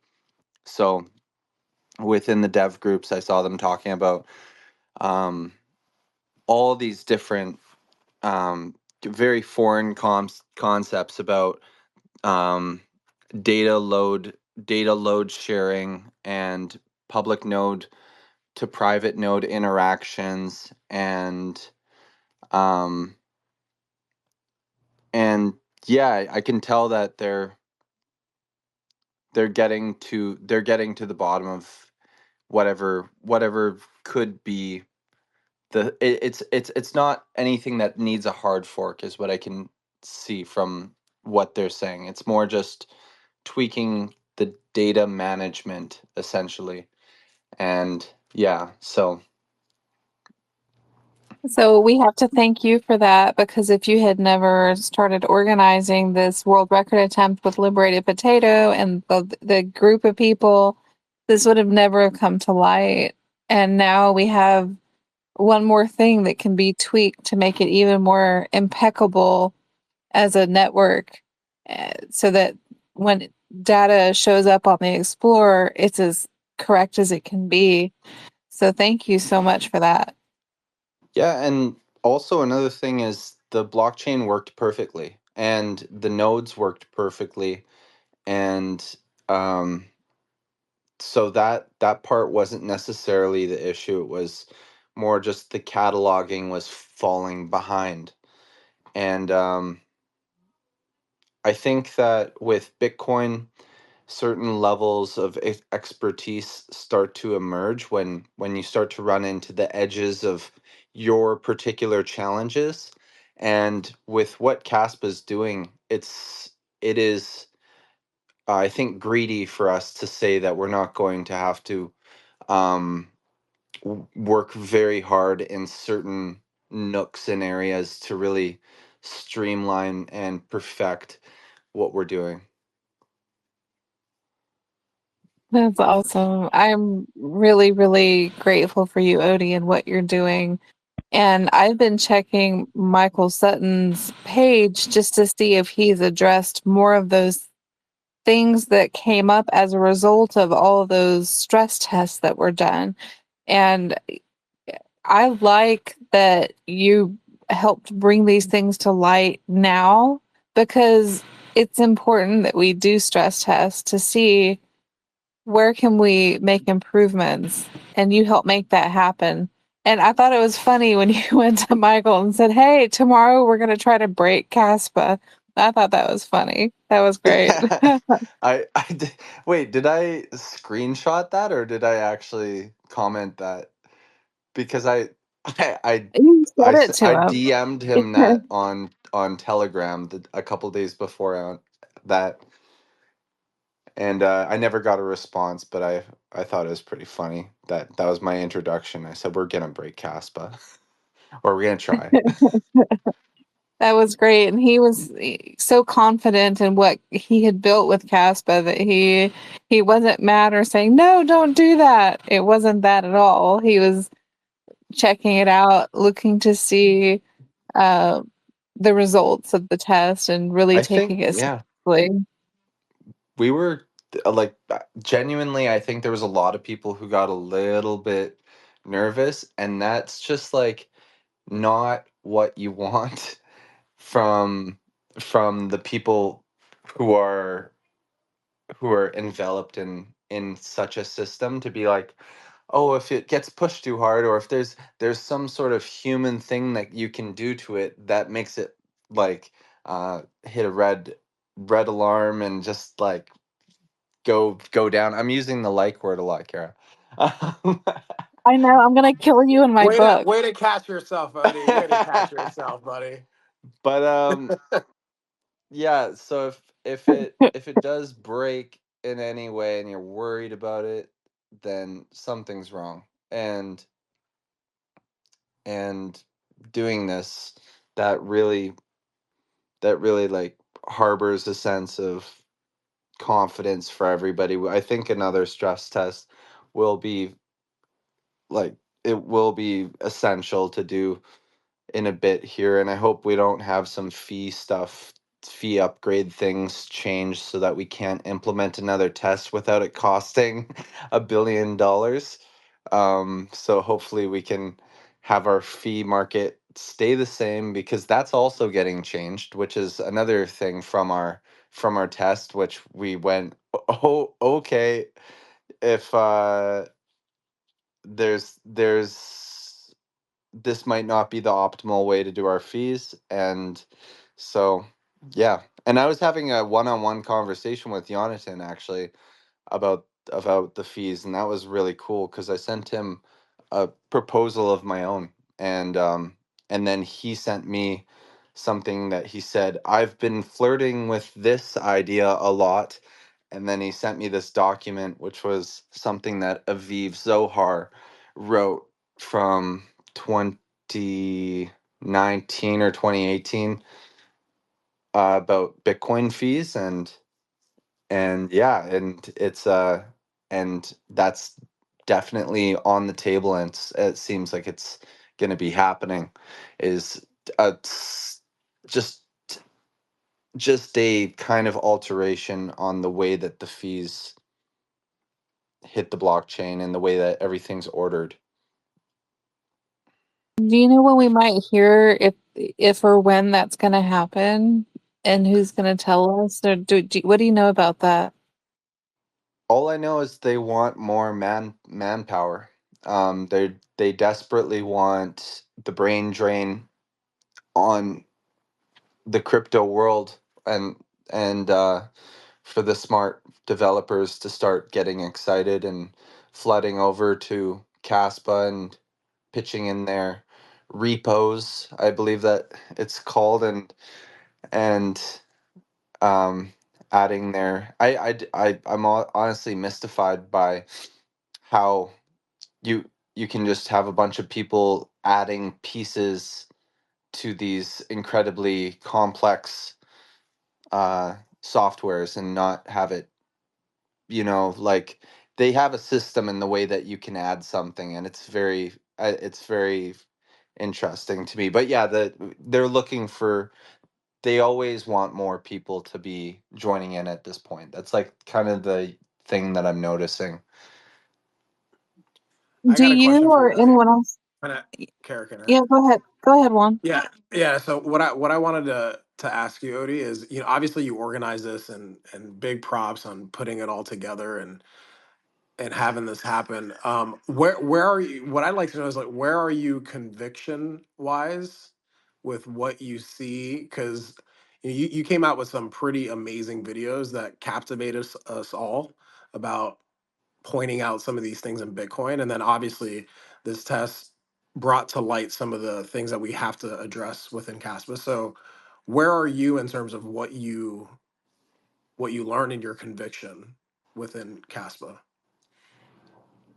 I I think that a part of myself was slightly humbled by the fact that I went, okay, this is, we're really in it, and this is not just a like magic thing that just happens for me, and it's already perfect, and it's always going to be perfect. It was a moment where I was like, oh, like, there's like, this is the same as any world changing technology. Like, if you think about, I don't know, the differential axle gear and how many iterations of that type of thing, or different softwares that have come out, or challenges in science that have to happen. And I just and the irk in my heart when I was like,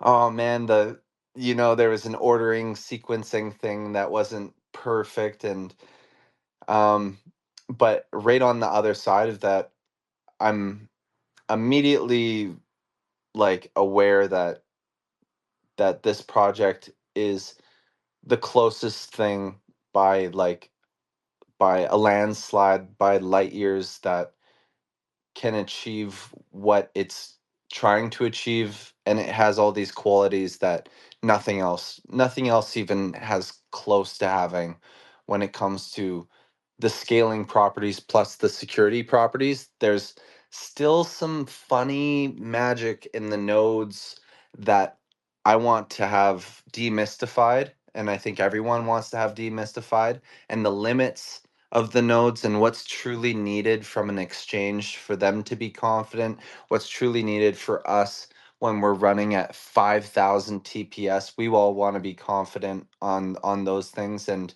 I think all these answers, especially with AI in the next 4 years, I think these answers will be more demystified and given to us in a way that we're like all confident and able to understand exactly how much better we can optimize it, and then what exactly, if there is any what's the word, like limitations, where exactly they are. um and I do also want to buy us more time as well. There's a part of myself that um I've been really trying to push a proposal for the fee market, which gives our miners lots more time, but it's kind of an unheard of type of uh, way of fees, process of fees working. But I'm kind of working on putting out a video at some point, which is going to be like in 2027, there's going to be an intersection, or I'd say like late 2027 or mid 2027, where we're going to have to make a decision about, like, if our adoption is at like X, then we make this decision. And if our adoption is at Y, then we make that decision. And like one of them's a much safer one and buys us more time. And then the other one's just kind of like, let's just let it rip and keep it going the way that it's going to go. But I think a lot of people don't understand that there is a way that we can not have this be a ticking race against the clock thing where we're all kind of going, oh, if this doesn't work by 2029 or 2030, we're screwed. That's not a good feeling, I think, for, like, it's like trying to everybody get on board, because if you all get on board, this will work. But if you don't, it won't work by this certain time. I think that type of narrative is very, it makes me a little disappointed, and I know that there's a way to rectify it. I know that there's a way that we don't need block rewards and we can still guarantee our miners get paid uh, up until basically any time past, up until 2040, 2050.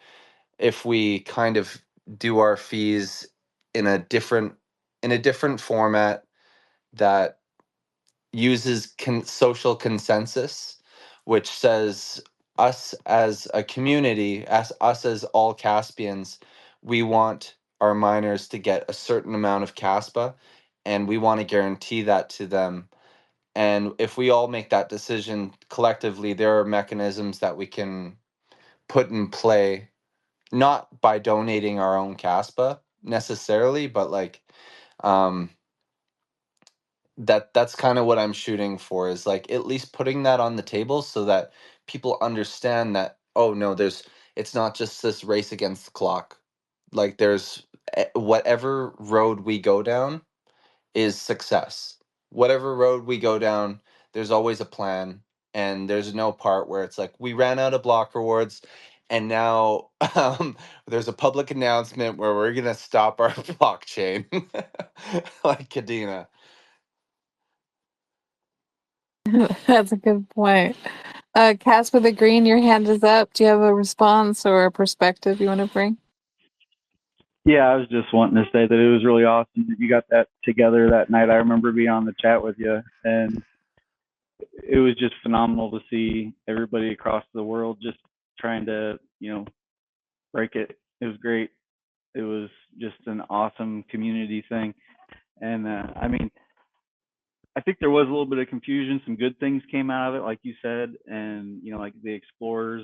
Everybody probably seen the updates that came through after that, like Cass FYI got an update. I mean, there's a couple different things that happened. But I think there was a little bit of confusion about looking at the nodes and trying to look at the explorers and comparing, and things weren't jiving numbers wise. But I think what people sometimes forget when it comes to UTXO, it's it's an unspent transaction output. So, for example, if I have a single 500 CAS and I want to send 200 CAS, you'll also receive 300 CAS back to you, and that's kind of confusing for some people to think about. But like, it's not just one single simple transaction. It's a bunch of things that happen, and I think that the node sees all those, but sometimes the explorers don't.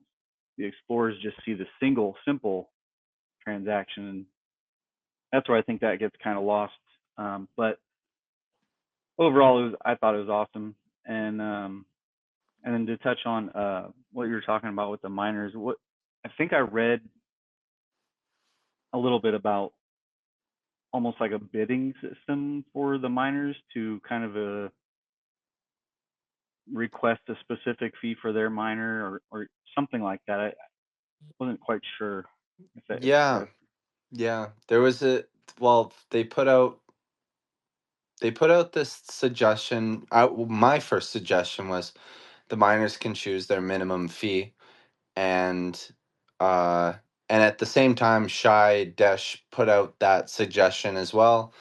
And then on Telegram, then all the devs and Jonathan were talking about how it doesn't quite work because it becomes this situation where if one set of miners creates a minimum of let's say one Kaspa is their minimum fee, and then another group of miners can go to zero point 0.1, and it has to be like only about 20% of them, and then if they all go to zero point 0.1, then it only takes 20% of those miners to go to 0.001, and it right. becomes like a runaway down to the Downward bottom. So spiral. Yeah, exactly. So that was their logic. Intuitively in my head, which I feel like I like, I'm sad to say that I just kind of go, it sounds like it should work and it feels like it should work. And so that's how they got to that particular one, that conclusion. So I didn't really argue with that too much. I went, okay, that's fine. But the thing that I quickly jumped to was this different idea of, I guess it's the best way to put it would be social consensus about a amount of Kaspa that should go to the miners. And then most of these proposals need a hard fork, by the way. So um right. so that it will, like, including the one that they're going to do as well, they all need like some sort of hard fork. So it'll probably be thrown in um around the same time as Dag Night or something like that. But the one that I proposed was, let's say everyone says we want a 1% security budget, and maybe that it kind of has a mechanism where that number can fluctuate. But 1% security budget is 287 million Kaspa per year going back to the miners. And let's say this is just for about 5 years that we want this guarantee to happen. So the way that it would work is, we would say the max fee, so people are happy, we'll say the max fee will be 1 Kaspa. And when you do the math, if you're doing 9 TPS, and 1 Kaspa, so 9 TPS is 9 transactions per second, which is coincidentally 287 million uh, seconds in a year. So the funny thing is that would be 1 Kaspa at 9 TPS. That would fulfill a 1% security budget. But the fun part about it is if the TPS increases, let's say the TPS goes to 90 TPS, then the fee would only have to be 0.1 CAS. And you would still, the miners would still get 287 million Kaspa per year. And if the TPS goes even higher, the fee goes, 0.009 Kaspa. So it kind of fluctuates, and the way that the TPS is gauged by all the nodes will kind of do a gossip about the past 20 seconds of TPS. So it kind of jumps around, right? So you see the TPS is at 15, then it's at 50, then it's at 30, and then it's kind of every second it jumps around. It takes an average, and from that average, at that moment, it makes it that's the fee that all the transactions have to pay at that exact moment. And then like 5 seconds later, it creates a new feed based on basically the fluctuating TPS that comes before it. So it's like a live consensus. Like, Yeah, so it's completely foreign. And but for me it feels like the closest thing to block rewards without being block rewards. And uh and for me that sounded exciting if we're still in our adoption process, because it would give people confidence, and we would be known as the blockchain that the more people that used it, the cheaper it got. It would be kind of the opposite of it'd be the opposite of like the way that they kind of try to structure it, where it's like for some reason the more people that get into the blocks, we make it more expensive, when for some reason to me that sounds counterintuitive. It's like, why not just make it cheaper for the more people that get in, and do away with all the ordering, like trying to order people, just have it first come first serve, and when within and everyone's given the same fee at a same moment, like at every second they're given a different fee based on the average from what was before. So I think in a computational way, and I'm speaking out of my like rear when I say it feels like it would be less complicated for like ordering people or ordering all the different transactions for some reason. But yeah, that was just my goal, was like to make something that feels like a guarantee and can actually be implemented. Thank you, Crypto Odie. If I can step in for a minute. Yeah. We're gonna start winding this down a little bit. On Juan's side of the world, it's getting pretty late, and this is usually about when we wind down. But I do want to say, Crypto, I love what you're saying, Odie. Uh, I am enjoying this immensely. I know he is as well. You bring so much insight and value and so much, and I just really appreciate you so much. We both do. I do want to say we're going to move into. I want to ask one question of everybody in here before we start winding it down. Linda just gave us a question, and her question is about: does anybody know anything about the conference that Jonathan is attending in Britain in December? Now, I asked Grok this, and Grok said there's no public information about this, so I am hearing about this for the first time. If anyone knows, I'd like to know. I don't know if we even have time to get into that tonight, but if you do have information, please reply to Linda in the chat so we can all follow along and see about that, because some of us might want to know that he's going to be in Britain and can listen to him speak.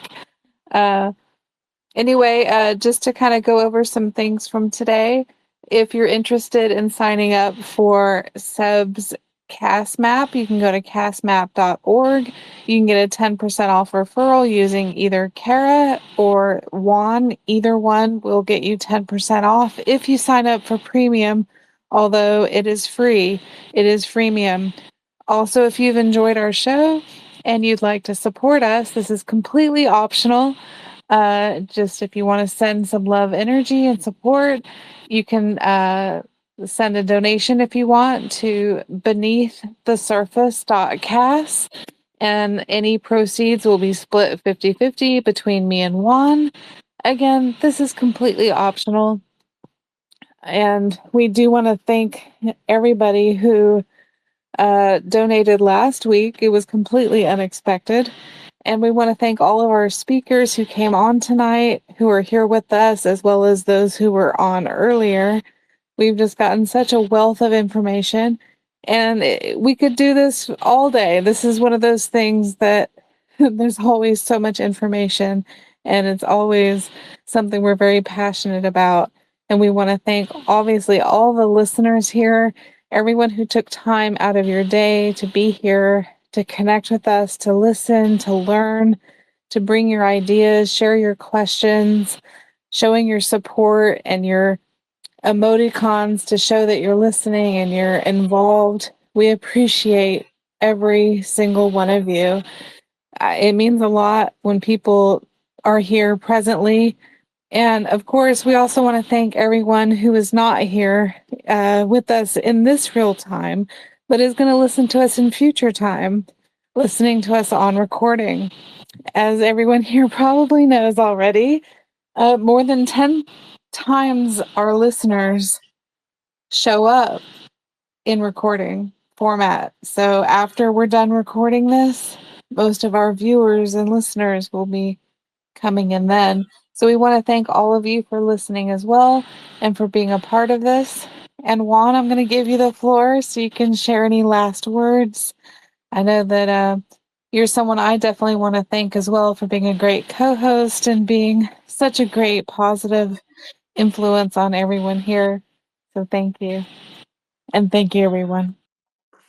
Yeah, I appreciate those kind words, Cara. Likewise, you know that I love the relationship we're building and what we're able to bring to Caspa. We both have unique perspectives, and that's the beautiful thing about a decentralized community project like this is everybody matters, everybody plays a part, everyone's important, right? So appreciate all the speakers for coming up. I learned a lot today.